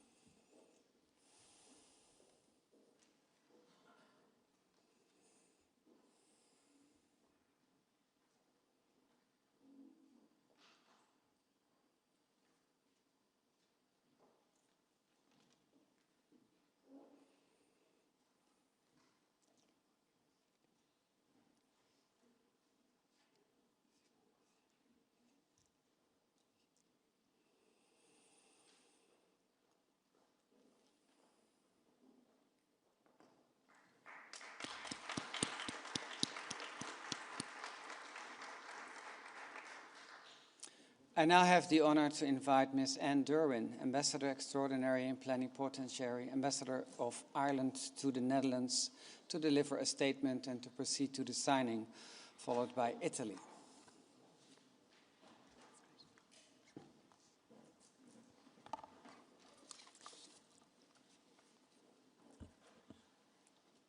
Chairperson, Excellencies, distinguished delegates, I have the honour today to sign, on behalf of the Government of Ireland, the Convention establishing an International Claims Commission for Ukraine. The opening for signature of this convention represents a crucial step towards ensuring that the Russian Federation is held to account for its unlawful aggression against Ukraine. In November 2022, the United Nations General Assembly recognized the need for the establishment, in cooperation with Ukraine, of an international mechanism for reparation for the damage, loss and injury caused by Russia's internationally wrongful acts. The decisive steps subsequently taken by states to establish the Register of Damage and to elaborate this convention reflect our shared commitment to ensuring that Russia bears the legal consequences for its aggression, as well as any violations of international humanitarian law and international human rights law. I wish to pay tribute to all those who have led the way in establishing the Register of Damage and elaborating this convention. I commend the Government of the Kingdom of the Netherlands, and in particular Mr. René Lefebvre, as chair of the negotiations, for their invaluable contribution. I also wish to recognise the role which the Council of Europe continues to play under the leadership of Secretary-General Berset in holding Russia to account for its aggression against Ukraine, underscoring the Council's importance as a beacon for human rights, democracy and the rule of law in Europe. I will conclude by paying tribute to President Zelensky and the people of Ukraine for their resilience, courage and determination. The signature of this convention is an expression of our solidarity with the people of Ukraine, of our recognition of the devastating personal cost of Russia's unlawful acts, and for our commitment to holding Russia to account. Thank you.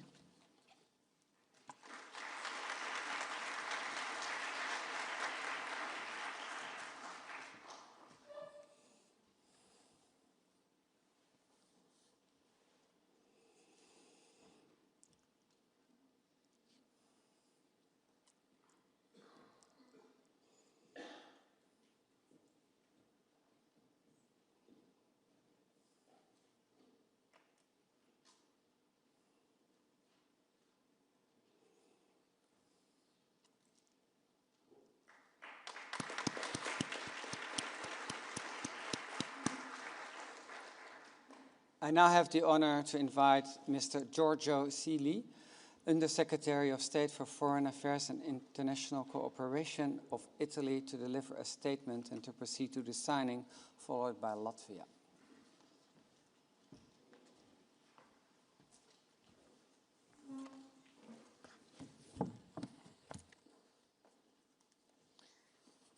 Italy deplores in the strongest term the aggression of Ukraine by the Russian Federation, which represents a gross violation of international law and the Charter of the United Nations.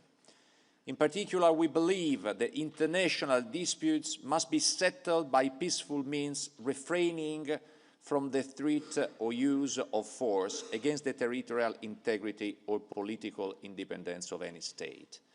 In this context, Italy underscores the importance of maintaining and strengthening international peace founded upon freedom, equality, justice and respect for human rights.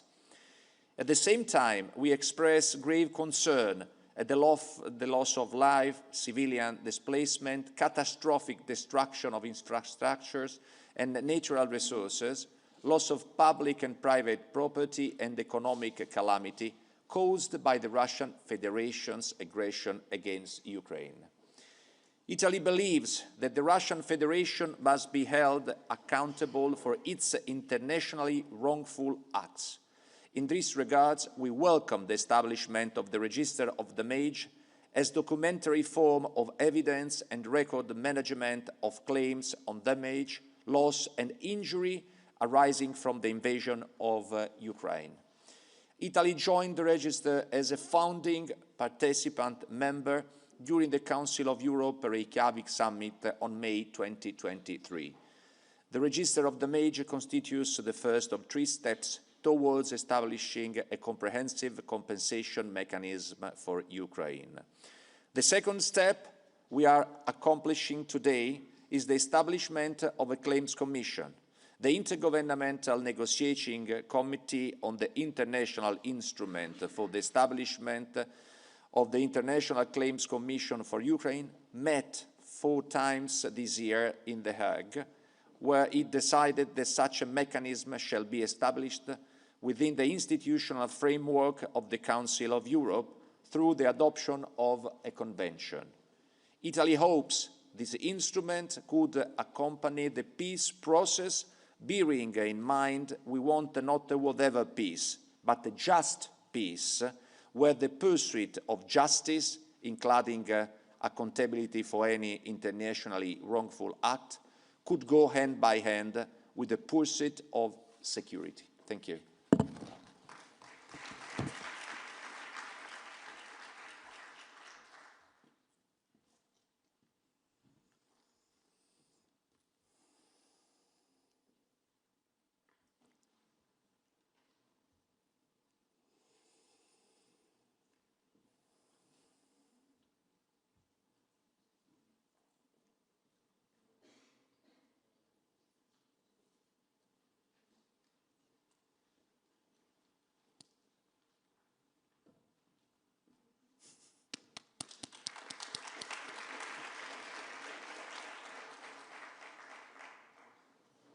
I now have the honor to invite Ms. Solvita Abaltiņa, Ambassador Extraordinary and Plenipotentiary Ambassador of Latvia to the Netherlands, to deliver a statement and to proceed to the signing, followed by Liechtenstein.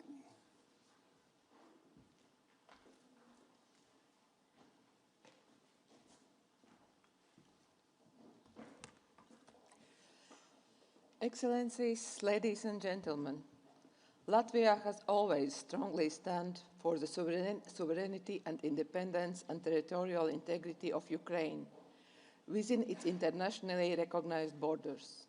We once again categorically condemned the Russian Federation's war of aggression against Ukraine, a war that represents a blatant assault of international law and on the very idea of a rules-based order.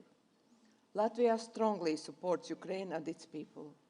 Also, there are no words that could provide comfort to what Ukrainians have endured since the beginning of Russia's aggression. Let the events of today serve as one step further for ensuring accountability for Ukraine. In this way, accountability is one of the prerequisites to maintain long-lasting and just peace. The crime of aggression is a leadership crime. Thus, in order for accountability to be effective and serve justice, we must hold accountable Russian political and military leadership, including through international mechanisms such as Special Tribunal for the crime of aggression. Accountability shall also include full reparations. Russia must pay for the damage it has caused. Today we are founding the Claims Commission. Nevertheless, our progress must not slow down. The work must continue, and the fund ensuring the full functioning of compensation mechanism is our next task. The establishment of the Claims Commission represents a vital step towards justice, and justice must ultimately reach those who have suffered most. Latvia will continue to support these efforts to ensure that victims receive meaningful compensation and that their suffering does not die in vain. Every claim must be heard, every loss must be acknowledged, and the victims of Russia's aggression must receive justice they deserve. We remain unwavering in our support for Ukraine. While Russia continues to blatantly violate the UN Charter, international human rights law, and international humanitarian law, we stand with Ukraine, military, economically, politically, diplomatically. We support a just and lasting peace. one grounded in these principles of the UN Charter, enforced by accountability and protected by credible and durable security guarantees. Thank you.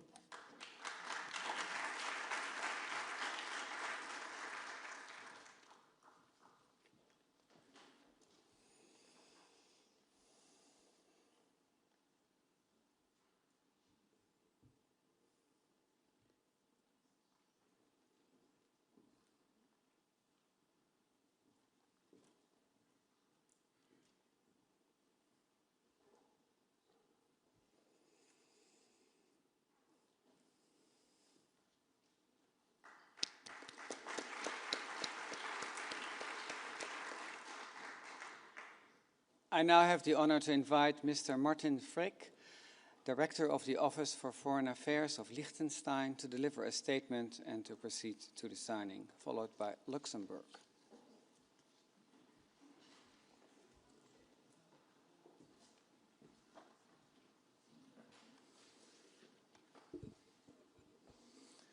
Excellencies, dear friends, allow me to begin by expressing our sincere appreciation to the Netherlands and the Council of Europe for convening this important diplomatic conference.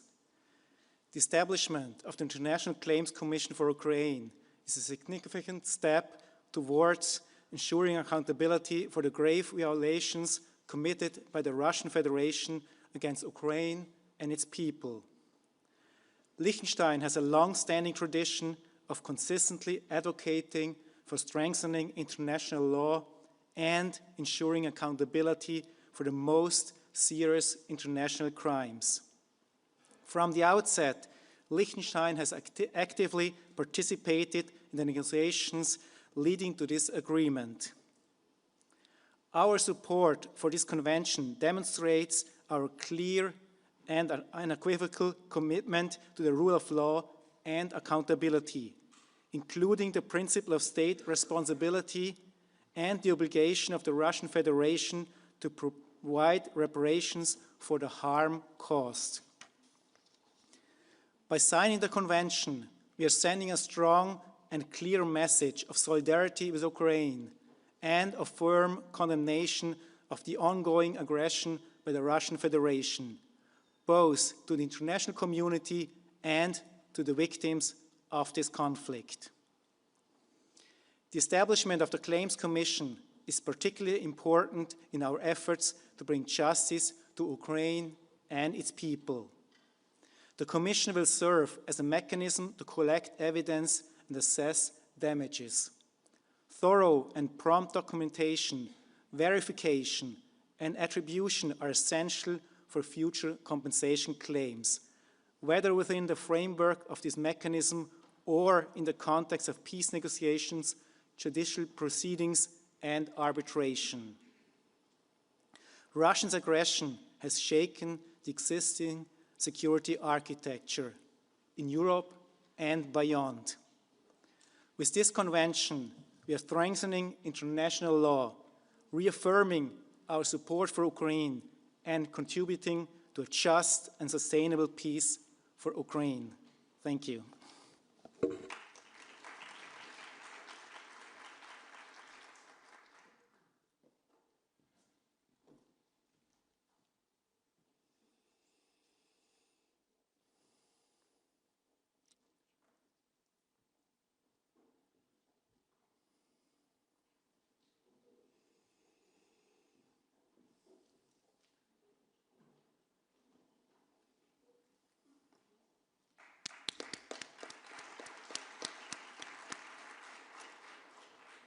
I now have the honor to invite Mr. Mike Enches, Ambassador Extraordinary and Plenipotentiary, Ambassador of Luxembourg to the Netherlands, to deliver a statement and to proceed to the signing, followed by Monaco.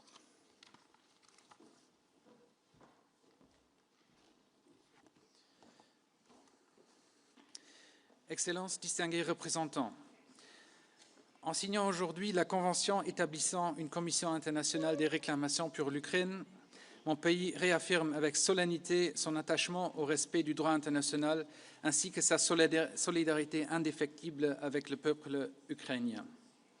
La création de cette commission des réclamations constitue une étape majeure dans la mise en place d'un mécanisme d'indemnisation relatif à l'agression menée par la Russie. Elle marque un engagement collectif à documenter avec rigueur les préjudices subis par le peuple ukrainien, à rendre visibles leurs souffrances et à offrir aux personnes affectées une voie vers la réparation. À cet égard, je tiens à réaffirmer l'attachement constant du Luxembourg aux travaux portant sur la redevabilité sur le crime d'agression. La lutte contre l'impunité dans le cadre de la guerre d'agression menée par la Russie contre l'Ukraine demeure essentielle pour l'avenir de l'ordre juridique international et pour la préservation de la sécurité en Europe. Nous saluons les efforts du Conseil de l'Europe et de tous les États et partenaires qui se joignent à cette initiative, et en particulier les Pays-Bas en leur qualité d'État hôte. Leur mobilisation témoigne d'une volonté partagée de défendre un ordre international fondé sur la règle de droit et de soutenir les victimes. Ensemble, nous adressons un message clair. L'ordre international ne peut tolérer l'impunité et les souffrances du peuple ukrainien ne seront ni ignorées ni oubliées. Nous devons poursuivre nos efforts pour aider l'Ukraine à parvenir à une paix juste et durable. Je vous remercie.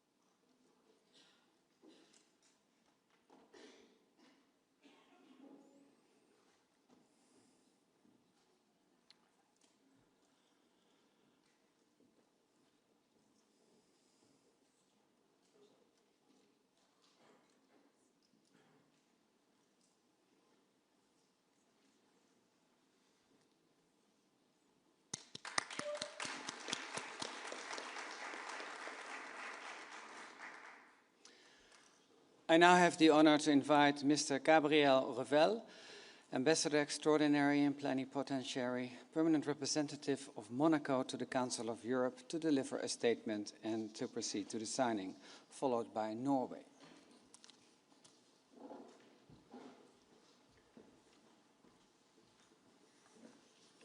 Mesdames et Messieurs les ministres, Excellences, Mesdames et Messieurs, Monaco est fier de participer à cette conférence internationale qui marque notre engagement pour la Commission des réclamations pour l'Ukraine, mais rappelle aussi le caractère central du respect du droit international pour nos États. Dans ce cadre, Monaco, déjà membre fondateur du registre des dommages qui constituait la première pierre du mécanisme de réparation des dommages causés aux victimes de la guerre d'agression menée par la Fédération de Russie, se joindra aux signataires de la Convention ouverte, illustrant ainsi le soutien permanent apporté à la reddition de comptes par la Fédération de Russie dans le cadre de la guerre d'agression contre l'Ukraine depuis 2022. Outre le fait qu'aujourd'hui nous rappelons que les règles fondamentales du droit international public ne peuvent être violées impunément, nous saisissons à cette occasion pour réaffirmer notre soutien à l'indépendance, à la souveraineté et à l'intégrité territoriale de l'Ukraine dans ses frontières internationalement reconnues. Je vous remercie.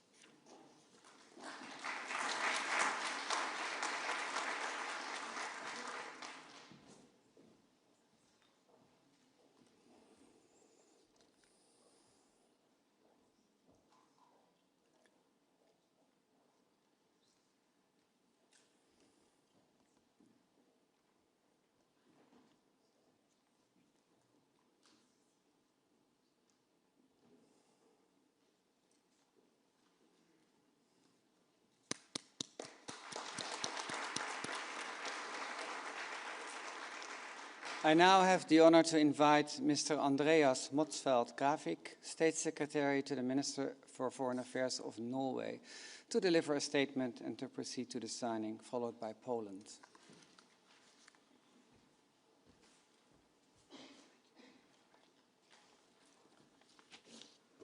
Excellencies, ladies and gentlemen, justice does not arise of its own accord.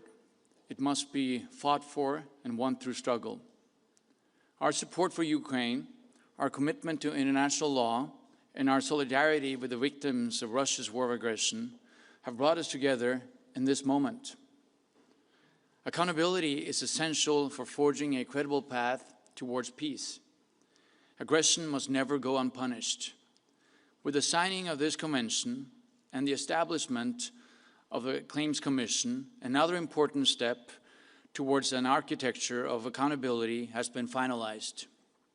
The process of establishing a special tribunal for the crime of aggression in its final stages will be another important element in this regard. Our resolve sends a clear message. Serious violations of international law will be met with accountability, including with mechanisms that hold the aggressor state economically and legally responsible. Norway is committed to a world order grounded in international law, our shared normative vocabulary. We believe in a system where rules prevail and where violations of these rules carry consequences, regardless of the perpetrator. And by signing this convention today, we affirm our solidarity with Ukraine and our commitment to the principles that underpin peace and security. Millions of Ukrainians have had their lives deeply affected by Russia's aggression. For Norway, a neighbor of Russia, this human dimension is fundamental, and it serves as a political and moral imperative to take action. On this essential day, let me underline this. Holding Russia legally and financially accountable must go hand in hand with continued strong military and civilian support for Ukraine, for their fight for freedom, and for our shared security. Let us work together to make this mechanism a strong and credible tool for justice. In closing, let me end by thanking the Council of Europe, let me thank the government of the Netherlands, and let me not least thank the Ukrainian government and the Ukrainian people for its resolve and its unwavering commitment to the principle of sovereignty, democracy, and international law. Thank you very much.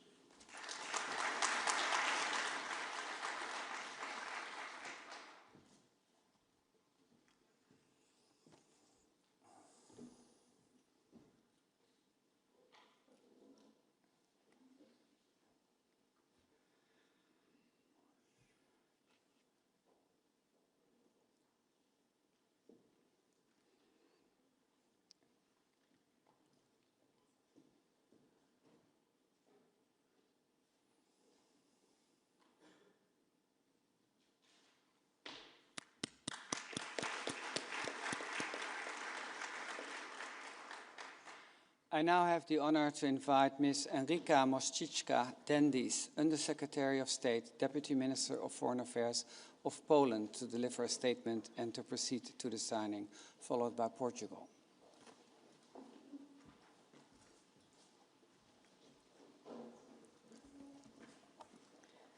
Excellencies, distinguished delegates, ladies and gentlemen, friends of Ukraine. It's an honor to address you today on behalf of the Republic of Poland at this very significant moment, one in which the international community gathers to reaffirm its commitment to justice, accountability, and a lasting peace. Peace without accountability will not be durable. Therefore, I would like to express Poland's sincere gratitude to the Council of Europe, which has once again shown its unique ability to unite nations around principles that transcend politics, human rights, international law, and the pursuit of justice. The negotiation process was really swift. Thank you for your engagement and perseverance. We should also recognize the role of the Register for Damage. This instrument has proven its effectiveness in documenting and verifying crimes, giving victims a reliable way to have their losses acknowledged. It has become a trusted repository of evidence and a symbol of determination to build a comprehensive compensation mechanism. I would also like to share my gratitude to the Kingdom of the Netherlands for your invaluable support throughout the entire process of the negotiations of the Convention. Thank you for hosting also today's conference. Excellencies, for Poland, the establishment of the Claims Commission is not an abstract legal step. Its importance stems from our national memory. We know perhaps more than most how essential it is to address the consequences of war swiftly and decisively. We know how unresolved claims can hinder healing, reconstruction, and a nation's ability to move forward. The international mechanisms that addressed wartime damages in our region were imperfect and often incomplete. It was mentioned by many colleagues, not least the Lithuanian minister today. The international mechanism which is necessary, we believe it must first of all address the question of reparation by Russia, which must be resolved without unnecessary hesitation or procedural paralysis. Poland stands ready to contribute its experience and steadfast support for Ukraine on the path towards recovery and peace. Let today's conference represent more than an administrative milestone. Let it be a symbol of our shared resolve. We must work together to ensure that the Commission becomes a model of effectiveness and integrity. Let us remain steadfast in our support for Ukraine's recovery, sovereignty, and a rightful place in our common European future. Slava Ukraini. Thank you.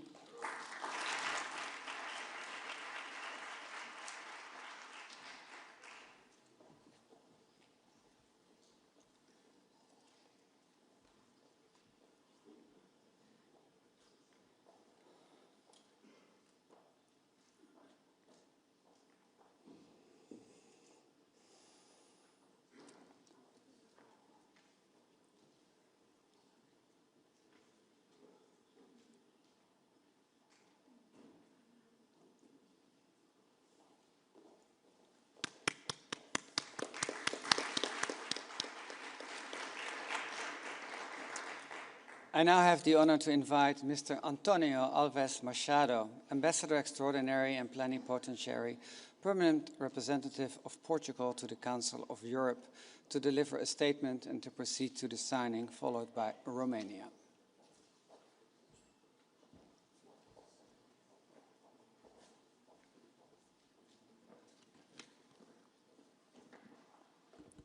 Excellencies, today is a historical moment.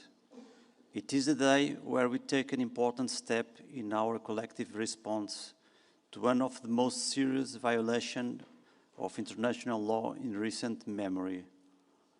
Portugal firmly condemns the unlawful and ongoing full-scale invasion of Ukraine by the Russian Federation.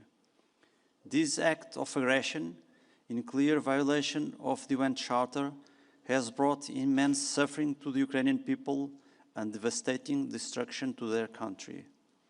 For almost 4 years, Ukraine has endured loss of life, mass displacement, and the deliberate targeting of civilian infrastructure.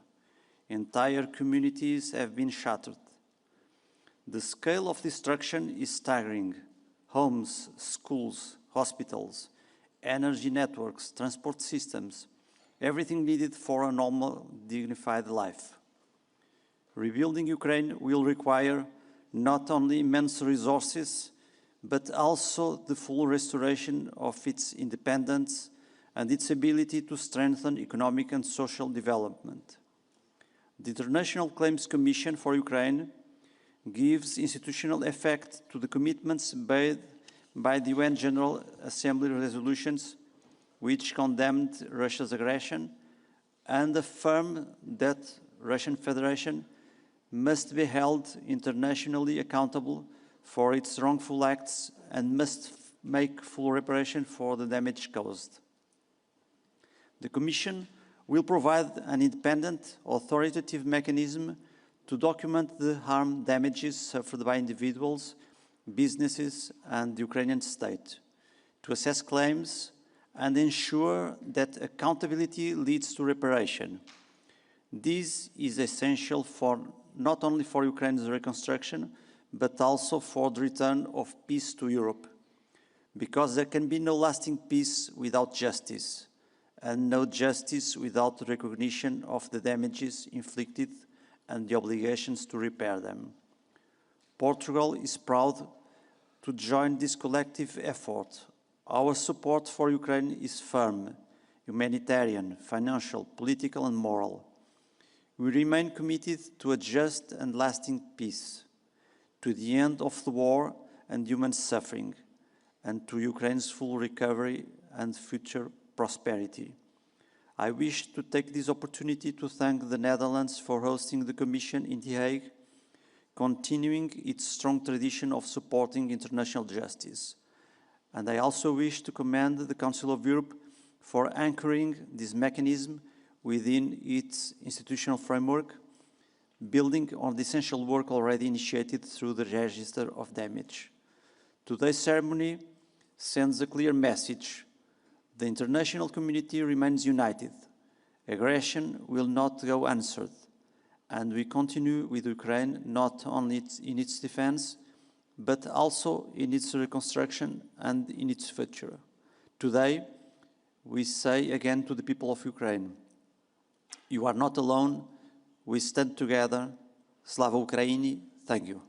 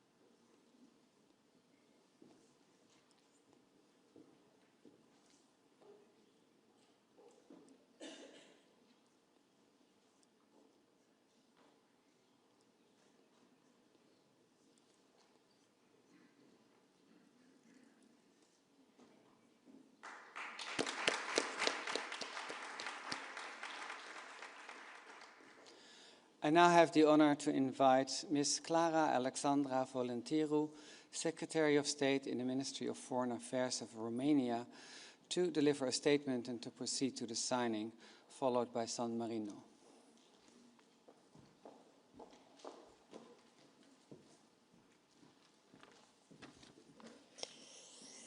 Your Excellencies, on behalf of Romania, first of all, I would like to express my sincere and deep gratitude to the Council of Europe for convening this diplomatic conference, for the adoption of the Convention establishing an International Claims Commission for Ukraine, and to the Kingdom of Netherlands for hosting us today in Hague and for hosting all the preliminary meetings and negotiations that have brought us to this outcome, which I think we can all be proud of in record time.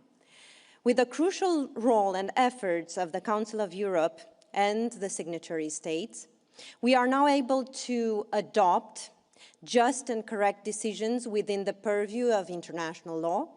We are able to advance a clear and concrete accountability mechanism, and hopefully more to come.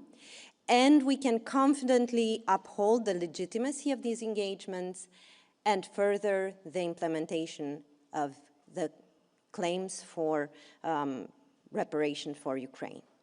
Ukraine is standing tall amongst nation states as it has continued a brave fight for freedom and sovereignty since the beginning of the war of aggression at great cost and sacrifice. This diplomatic conference carries a particular symbolism for the international legal order and solidarity for Ukraine and the Ukrainian people.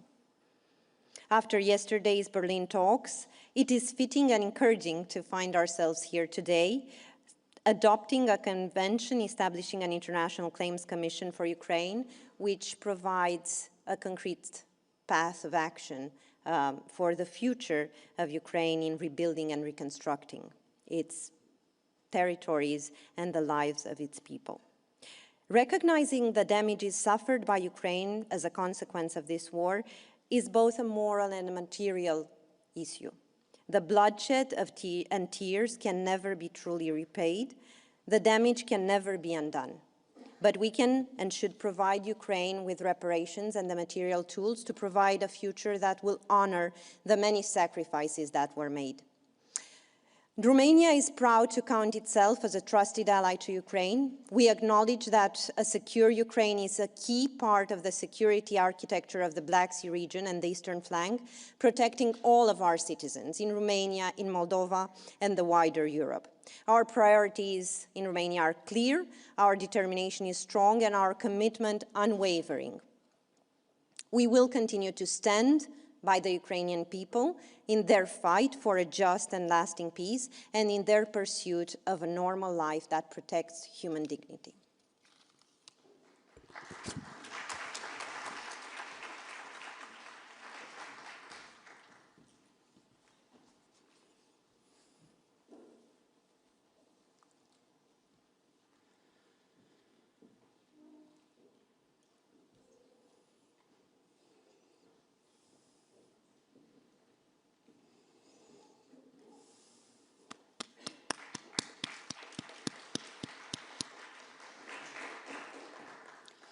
I now have the honor to invite Mr. Eros Gasparoni, Ambassador Extraordinary and Plenipotentiary, Ambassador of San Marino to the Netherlands, to deliver a statement and to proceed to the signing, followed by Spain.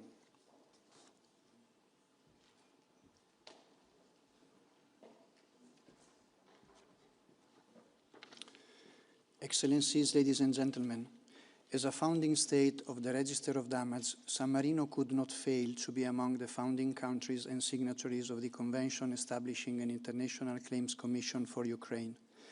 This decision is consistent with my country's constant and resolute positioning in defense of international law.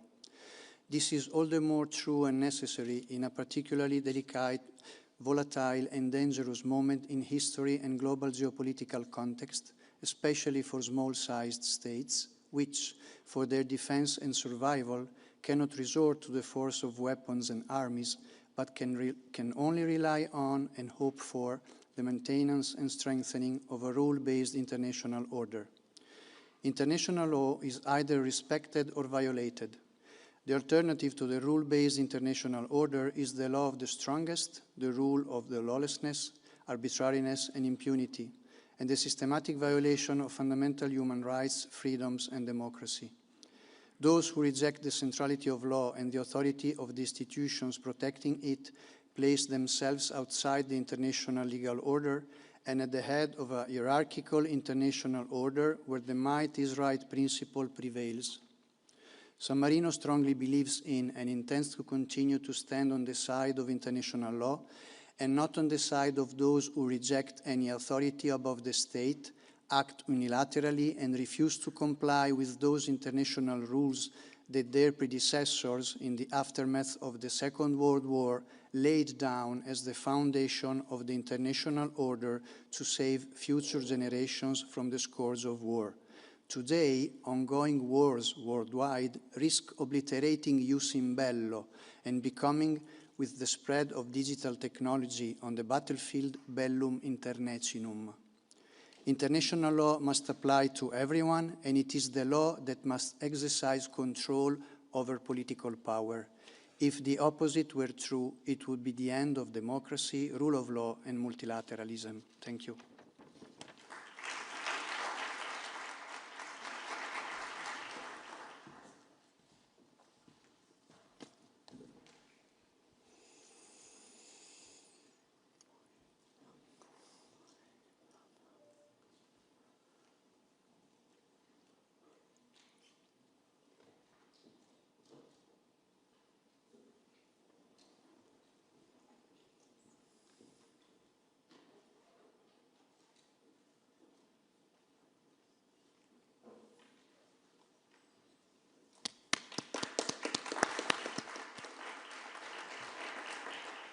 I now have the honor to invite Mr. Carlos Moreno Blanco, Secretary General for the European Union of the Ministry of Foreign Affairs of Spain, to deliver a statement and to proceed to the signing, followed by Switzerland.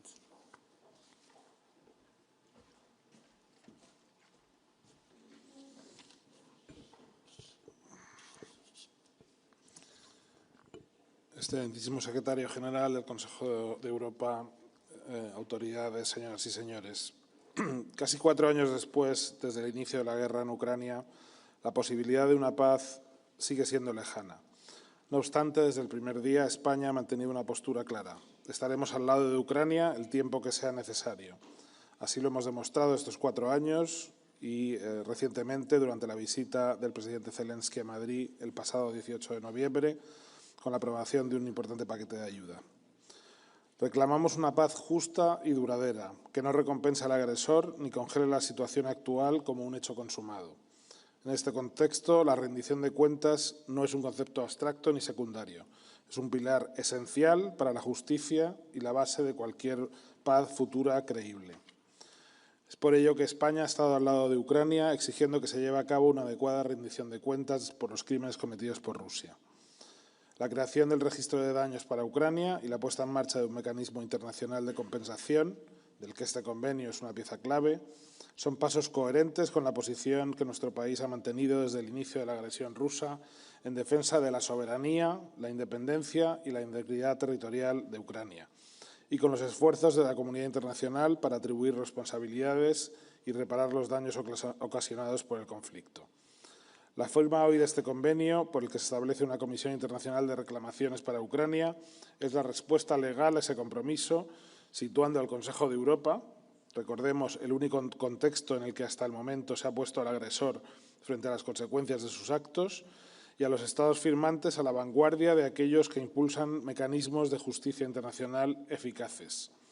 Nos dotamos así de un instrumento de reparación jurídicamente sólido y alineado con el derecho internacional, un elemento esencial para preservar los derechos de las víctimas y prevenir futuras violaciones. Muchas gracias.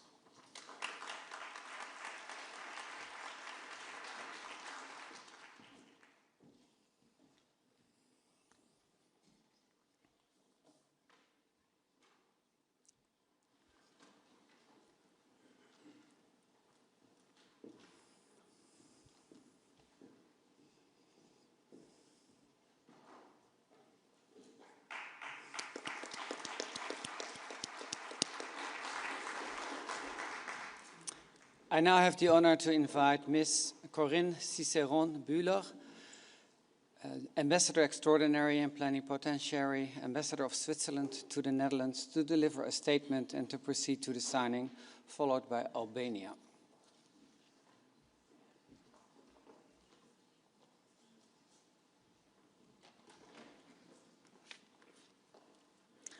Mesdames et Messieurs les ministres, Excellences, je tiens tout d'abord à remercier les Pays-Bas et le Conseil de l'Europe pour leur invitation et l'organisation de cette conférence diplomatique. Elle intervient à un moment clé, un moment où l'ombre de la guerre nous rappelle l'urgence de défendre les valeurs qui nous unissent. La solidarité envers le peuple ukrainien doit être reflétée dans des mécanismes concrets de justice et de réparation. La Suisse se mobilise résolument en faveur d'une paix juste et durable pour l'Ukraine. Ces prises de position s'inscrivent dans la ligne d'une politique étrangère basée sur le droit international et engagée en faveur du respect de celui-ci. Le droit international ne laisse aucun doute. Celui qui l'enfreint est tenu de réparer les dommages causés. Cela vaut d'autant plus face à des violations aussi graves et à large échelle que celles commises par la Fédération de Russie en Ukraine. Ainsi, nous saluons la création d'une commission internationale des réclamations pour l'Ukraine. Ce mécanisme n'est pas seulement une structure administrative supplémentaire, il est un signal puissant adressé au monde entier. Il affirme que la justice n'est pas accessoire, qu'elle n'est pas un luxe à réserver au temps de calme, mais qu'elle constitue un fondement essentiel pour l'ordre international. Cette commission place les victimes de l'agression au centre de nos efforts et permet de reconnaître leurs souffrances. Elle permettra également d'établir de manière objective, impartiale et indépendante les dommages, pertes et préjudices subis en Ukraine. La reconstruction de l'Ukraine est également une tâche à laquelle nous devons contribuer, un engagement moral à partager entre États attachés à la paix, à la stabilité et un avenir juste. La commission que nous nous apprêtons à instituer est un signal clair de cet effort commun.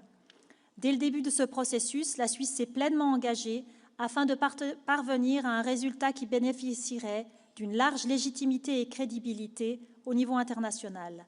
Nous sommes convaincus que cette étape y contribue grandement. Le destin de l'Ukraine est lié à celui de toute l'Europe. Ce qu'il adviendra en Ukraine influencera de manière déterminante l'Europe.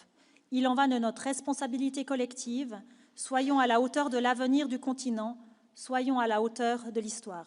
Je vous remercie.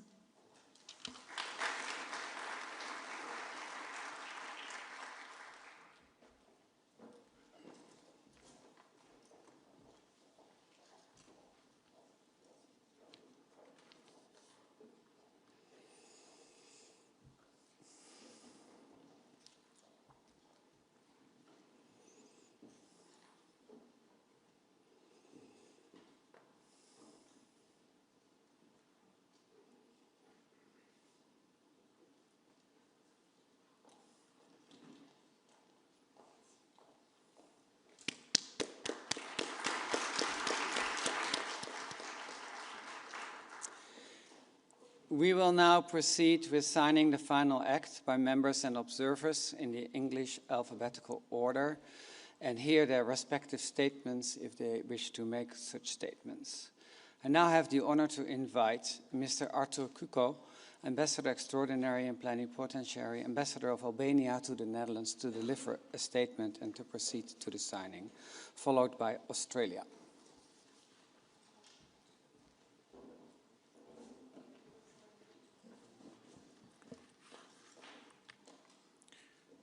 Excellencies, ladies and gentlemen, Russia's war of aggression against Ukraine constitutes a manifested violation of all international law, including the UN Charter.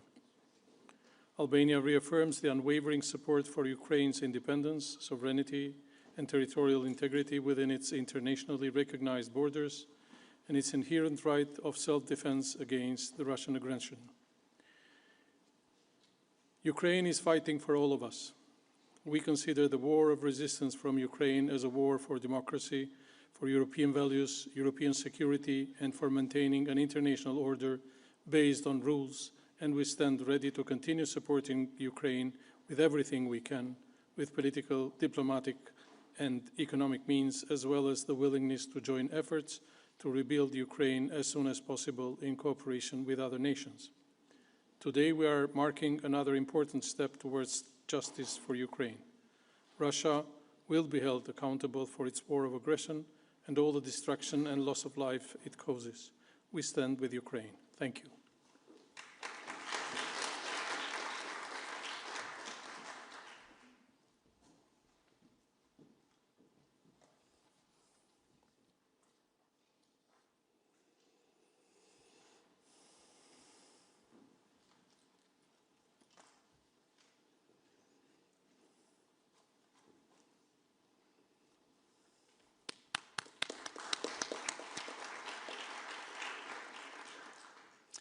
I now have the honor to invite Mr. Greg French, Ambassador Extraordinary and Plenipotentiary, Ambassador of Australia to the Netherlands, to deliver a statement and to proceed to the signing, followed by Bulgaria.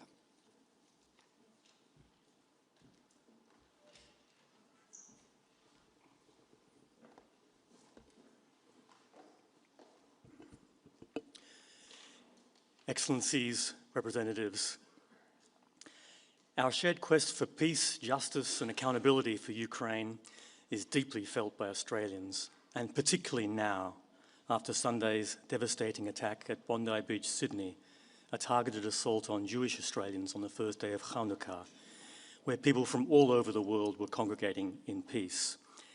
We Australians are grieving as we extend our deepest condolences to everyone who lost someone they love, and we thank the many around the world who have provided messages of condolence and solidarity. An attack on Jewish Australians was an attack on every Australian. There's no place in the world for this vile anti-Semitism. Australia will not be divided by hate or violence. This was exemplified by Australian Ahmed Al-Ahmed, who bravely ran towards danger, saving countless lives. We remain firmly committed to working with our international partners to eradicate anti-Semitism and all forms of racism, hatred, intolerance and aggression, and to promote peace, justice and accountability for Ukraine and around the world. In this spirit, Australia thanks the Council of Europe and the Netherlands for convening this conference. We thank also the Register of Damage and all who worked towards this milestone convention, which we have supported from the outset. We recognise the immense courage of the Ukrainian people who have suffered unimaginable loss at the hands of Russia in its brutal war of aggression. Australia therefore gladly joined consensus to adopt this convention. Russia must be held accountable for its cruel violations of international law in and against Ukraine. This Claims Commission is a critical step in this quest. Thank you.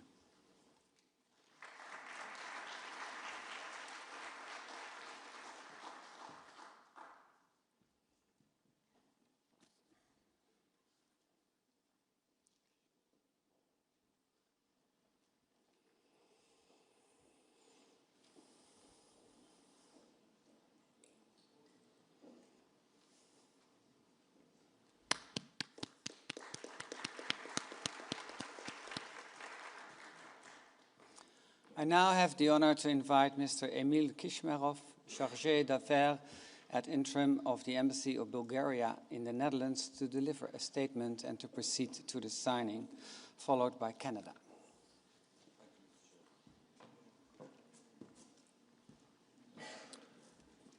Excellencies, distinguished delegates, I would like to express my sincere gratitude to the Secretary General of the Council of Europe and to the Kingdom of the Netherlands for hosting the current diplomatic conference. The Russian Federation's full-scale war of aggression against Ukraine has profoundly altered Europe's security environment. From the first day of the invasion, the Republic of Bulgaria has stood with Ukraine, providing consistent political support, humanitarian relief, and vital military and material assistance.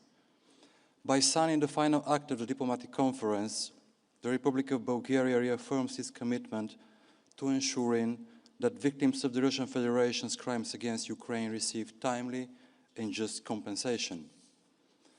The creation of an International Claims Commission for Ukraine constitutes a historic and decisive step towards justice and accountability.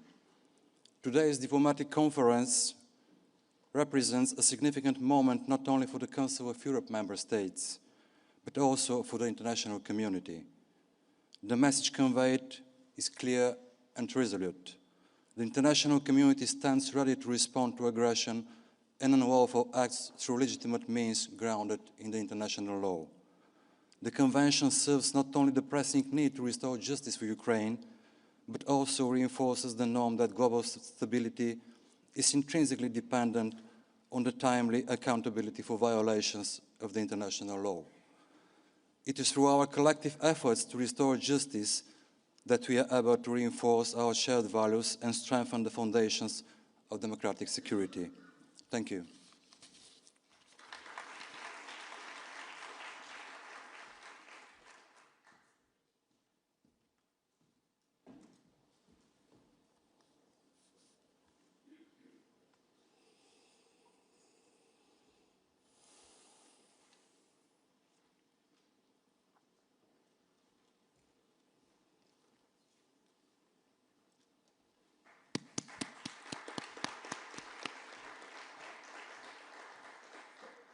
I now have the honor to invite Ms. Rebecca Netley, Legal Advisor and Director General, International Law Bureau, Global Affairs, Canada, to deliver a statement and to proceed to the signing, followed by Costa Rica.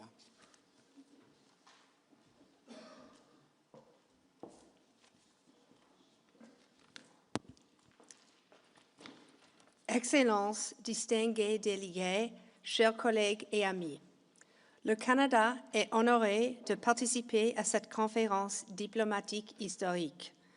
Nous exprimons notre sincère gratitude au Conseil de l'Europe et au Royaume des Pays-Bas pour l'organisation de cette importante rencontre. C'est un privilège de se tenir aux côtés de partenaires unis par un engagement commun en faveur de la justice et de la paix. We are deeply humbled by the presence of President Zelensky, whose courage and leadership continue to inspire the global community. Today marks a significant milestone in our collective efforts to uphold international law and pursue accountability in the face of Russia's aggression against Ukraine. Canada remains steadfast in our support for Ukraine. In 2022, we were proud to co-facilitate the UN General Assembly resolution on remedy and reparation for aggression against Ukraine, and to join in 2023 the Register of Damage as an associate member. Canada played an active role as a member of the negotiating committee for the present convention, an institution that is a beacon of accountability. The signing of the final act today represents the beginning of a new chapter in Ukraine's pursuit of justice. The establishment of an independent and impartial International Claims Commission reflects our shared determination to uphold the rule of law and protect sovereignty. Canada's commitment is clear. We will continue to stand with Ukraine and with all partners committed to a just and lasting peace, one that guarantees Ukraine's territorial integrity and security against future aggression.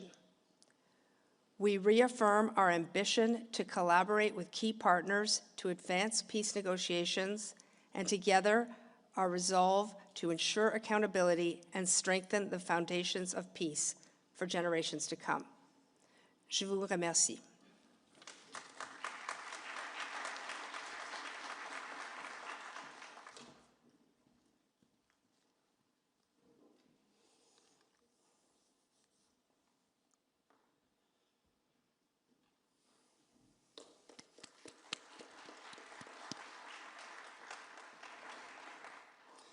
I now have the honor to invite Mr. Arnoldo Brenes Castro, Ambassador Extraordinary and Plenipotentiary, Ambassador of Costa Rica to the Netherlands, to deliver a statement and to proceed to the signing, followed by Czechia.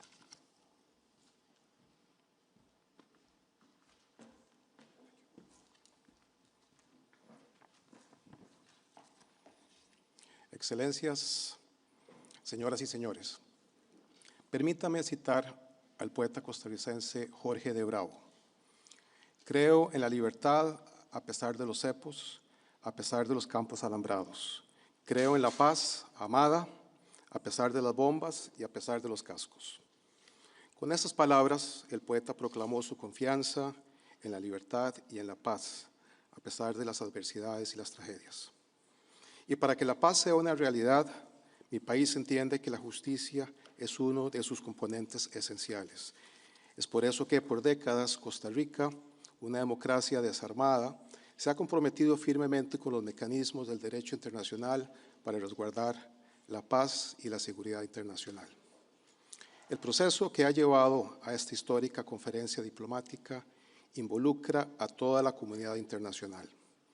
A través de la Comisión de Reclamaciones para Ucrania, no solo se materializará un mecanismo efectivo para hacer justicia a Ucrania y a su pueblo, sino que se fortalecerá el sistema de la justicia internacional en su conjunto. Esperamos asimismo que esta iniciativa ayude a evitar la repetición futura de actos en contra de la paz. Costa Rica, convencida de que las iniciativas relacionadas con la paz y la seguridad deben ser lo más diversas y geográficamente inclusivas posible, se enorgullece de haber formado parte, en calidad de observador, de las etapas de negociación de este convenio y de haber apoyado la preparación en lengua española de los diferentes instrumentos frutos de este proceso. Bajo esta misma premisa, mi país también se complace en haber participado en otras iniciativas relacionadas con la justicia para Ucrania, como el establecimiento del Tribunal Especial para el Crimen de Agresión. Hoy, Costa Rica suscribe la declaración final de esta conferencia y espera unirse en el futuro en calidad de observador a la Comisión Internacional de Reclamaciones, como una muestra de apoyo a los esfuerzos por lograr una efectiva justicia internacional y un gesto de solidaridad con el valiente pueblo ucraniano. Porque como el poeta, creeremos siempre en la paz, a pesar de las bombas, a pesar de los cascos, teniendo la justicia como nuestro horizonte. Muchas gracias.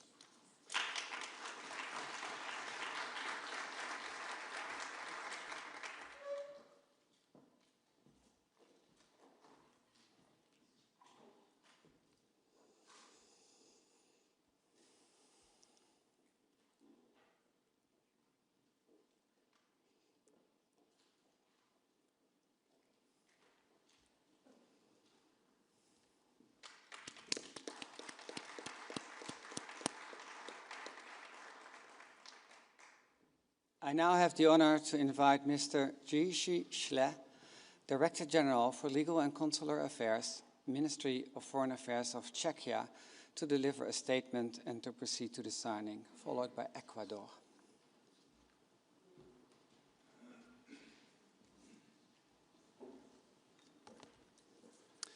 Excellencies, distinguished delegates, the Czech Republic welcomes the adoption of the Convention establishing the International Claims Commission for Ukraine.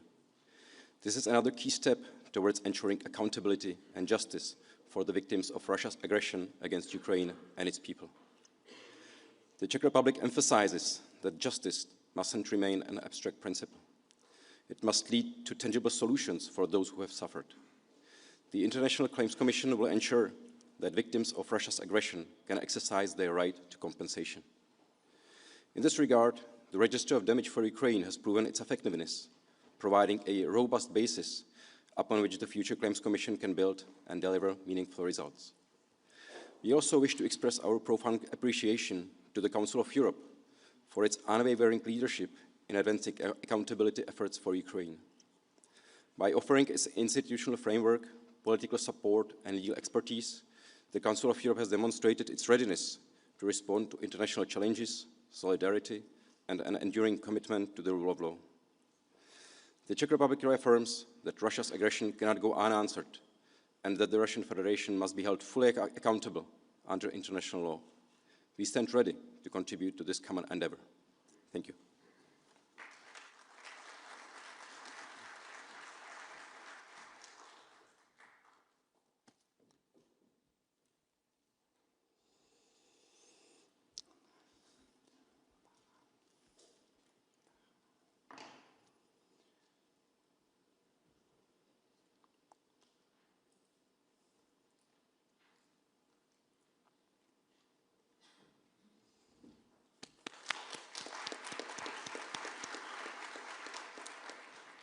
I now have the honor to invite Mr. Andrés Terán Paral, Ambassador Extraordinary and Plenipotentiary, Ambassador of Ecuador to the Netherlands, to sign the final act.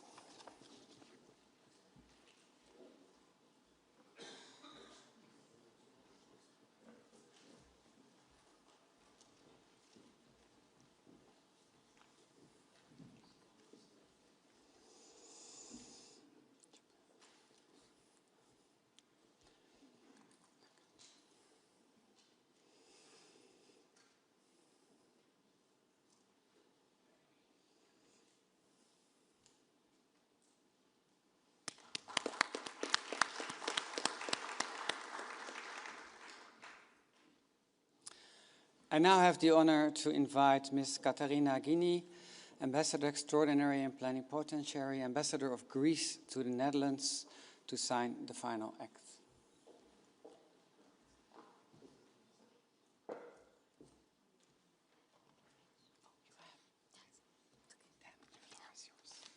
Excellencies, distinguished delegates, Greece aligns itself with the principles that bring us together today: respect for international law, accountability and justice. The establishment of International Claims Commission for Ukraine is a concrete and necessary step toward addressing the immense harm caused by violations of international law and restoring the rights of victims. Greece stands in solidarity with the people of Ukraine and supports all efforts aimed at justice, reconstruction and reconciliation. We are ready to contribute to the implementation of this convention and to broader international effort to uphold the international legal order. Thank you.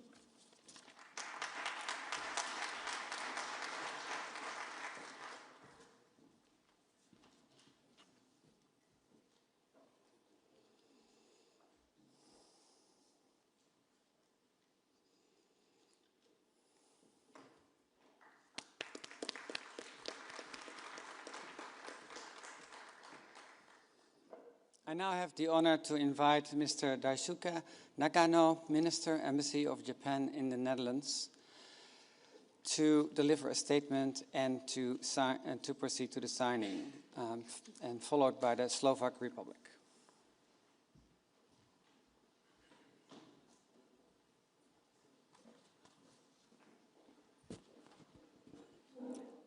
Excellencies, distinguished delegates, almost 4 years have passed since Russia launched its unprovoked war against the sovereign state of Ukraine. Countless innocent civilians of Ukraine have lost their lives, and many more have been injured as a result of Russia's indiscriminate attacks, including on critical infrastructure such as hospitals, schools, power plants, and homes. Russia's aggression against Ukraine constitutes a clear and blatant violation of international law, including the UN Charter. Japan strongly demands that Russia stops its aggression and swiftly moves towards the realization of a just and lasting peace. As an associate member of the Register of Damage for Ukraine, Japan has remained engaged for the setup of an accountability mechanism for Ukraine.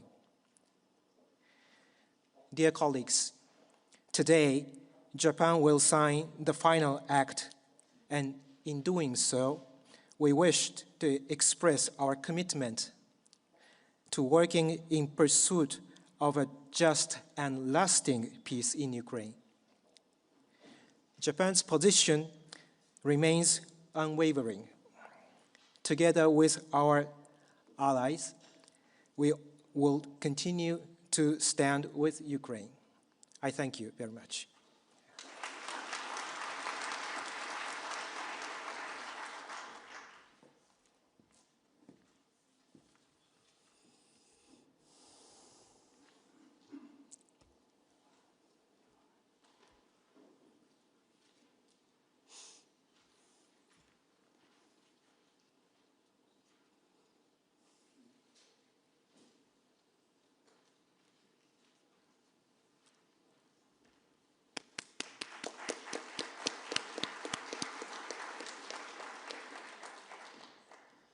I now have the honor to invite Mr. Juraj Podorsky, Ambassador Extraordinary and Plenipotentiary of the Slovak Republic, Ambassador to the Netherlands of the Slovak Republic, to deliver a statement and to proceed to the signing, followed by nobody.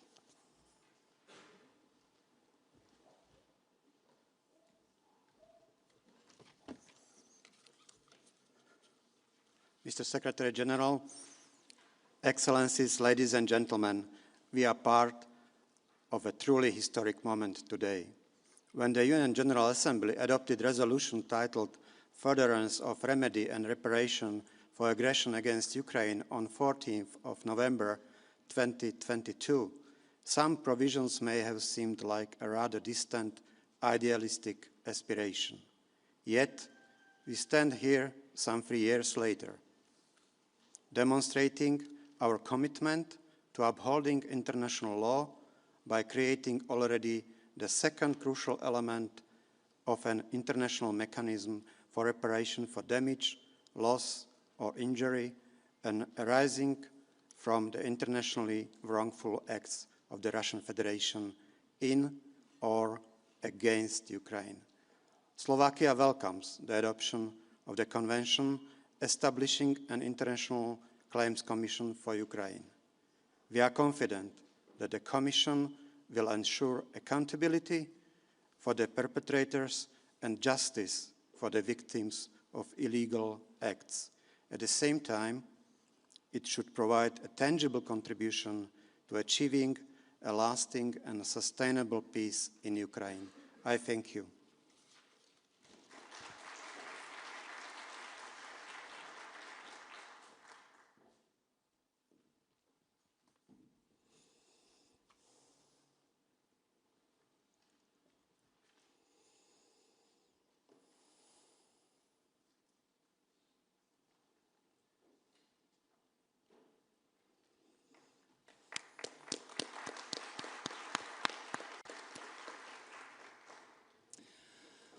We will now hear statements from the other Council of Europe bodies. I have the honor first to invite the Parliamentary Assembly of the Council of Europe. Mr. Titus Korlajan, member of the Parliamentary Assembly, the floor is yours, followed by the President of the Congress of Local and Regional Authorities.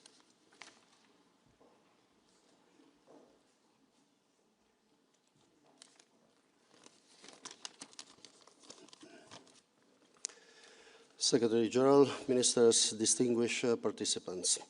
The Parliamentary Assembly of the Council of Europe has played a key role in the Council of Europe's legal and political response to hold the Russian Federation accountable for its aggression against Ukraine.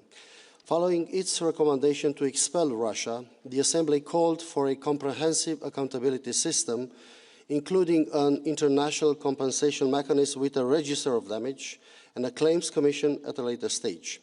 The second of these steps is now becoming a reality with the new convention, which was warmly welcomed by the Assembly in its opinion 308 from this year. The Claims Commission will ensure accountability and redress for Ukraine, upholding the principles of state responsibility and the international legal order. Any future peace settlement must include reparations for the victims of the aggression.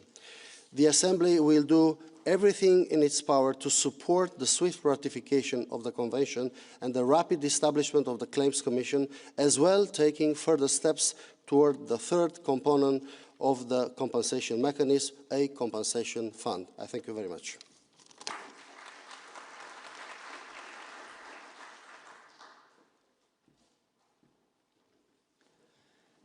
Thank you for your statement. I now invite Mr. Mark Coles, President of the Congress of Local and Regional Authorities of the Council of Europe, to take the floor, followed by the President of the European Court of Human Rights.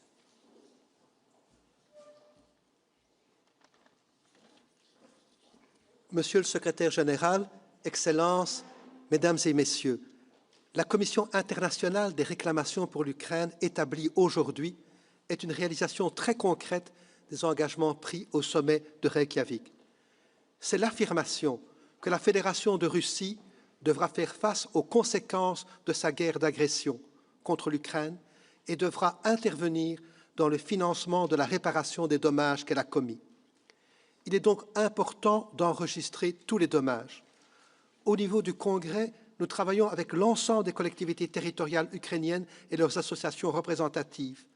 Elle constitue un maillage crucial pour aider à la dissémination de l'information sur le registre des dommages, le faire connaître et sensibiliser la population ukrainienne à son importance pour que la commission de réclamation puisse statuer et que le lien avec les violations du droit international par la Russie soit établi. Et je voudrais terminer en rappelant les paroles que la présidente moldave a dites ce matin. Il faut apporter un soutien suffisant à l'Ukraine pour que la Russie ne poursuive pas sa guerre. Eh bien, il nous appartient à tous. Il nous appartient au niveau local, au niveau national, au niveau européen et international à apporter ce soutien à l'Ukraine. Je vous remercie. Slavia Ukraini.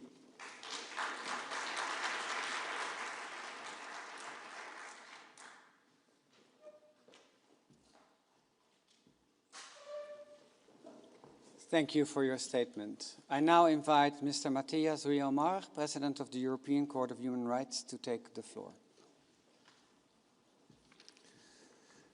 Dear Secretary General, Excellencies, in my capacity as President of the European Court of Human Rights, I welcome the adoption today of a convention establishing an international claims commission for Ukraine.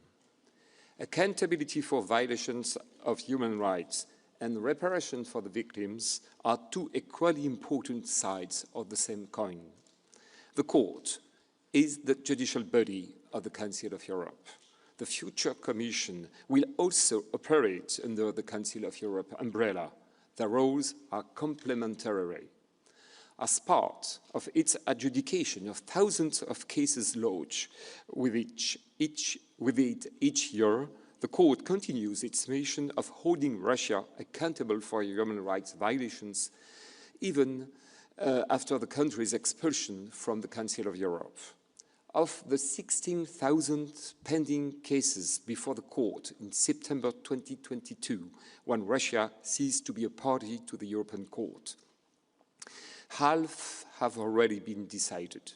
And the most emblematic example of the court's judicial role in that regard is its recent historic ruling in Ukraine and Netherlands versus Russia, delivered last July. The court's grand chamber unanimously held Russia responsible for gross and widespread human rights violations committed in the context of the conflict in Ukraine since 2014 and even February 2022. It also held Russia accountable for the dunning of flight MH17. The court is currently the only international judicial body to hold Russia accountable for violations of human rights protected by the Convention. Through its findings of violations of individual rights, the court supports the sovereignty of Ukraine, and for its part, the Commission will do the same. The court's judgments are a historical record, a bill of accountability, and a message to future generations. Human dignity cannot be erased, truth cannot be silenced.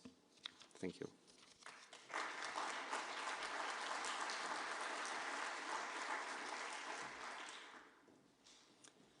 And thank you for your statement. Excellencies, distinguished delegates, as we conclude this historic diplomatic conference, I wish to thank all participants for their engagement and commitment. The adoption of the Convention represents a milestone in our collective pursuit of justice and accountability. I now declare the conference closed and invite all heads of delegation to proceed to the family photo in the Mississippi room before joining the lunch hosted by the Secretary General of the Council of Europe in the Yangtze 1 room. Thank you.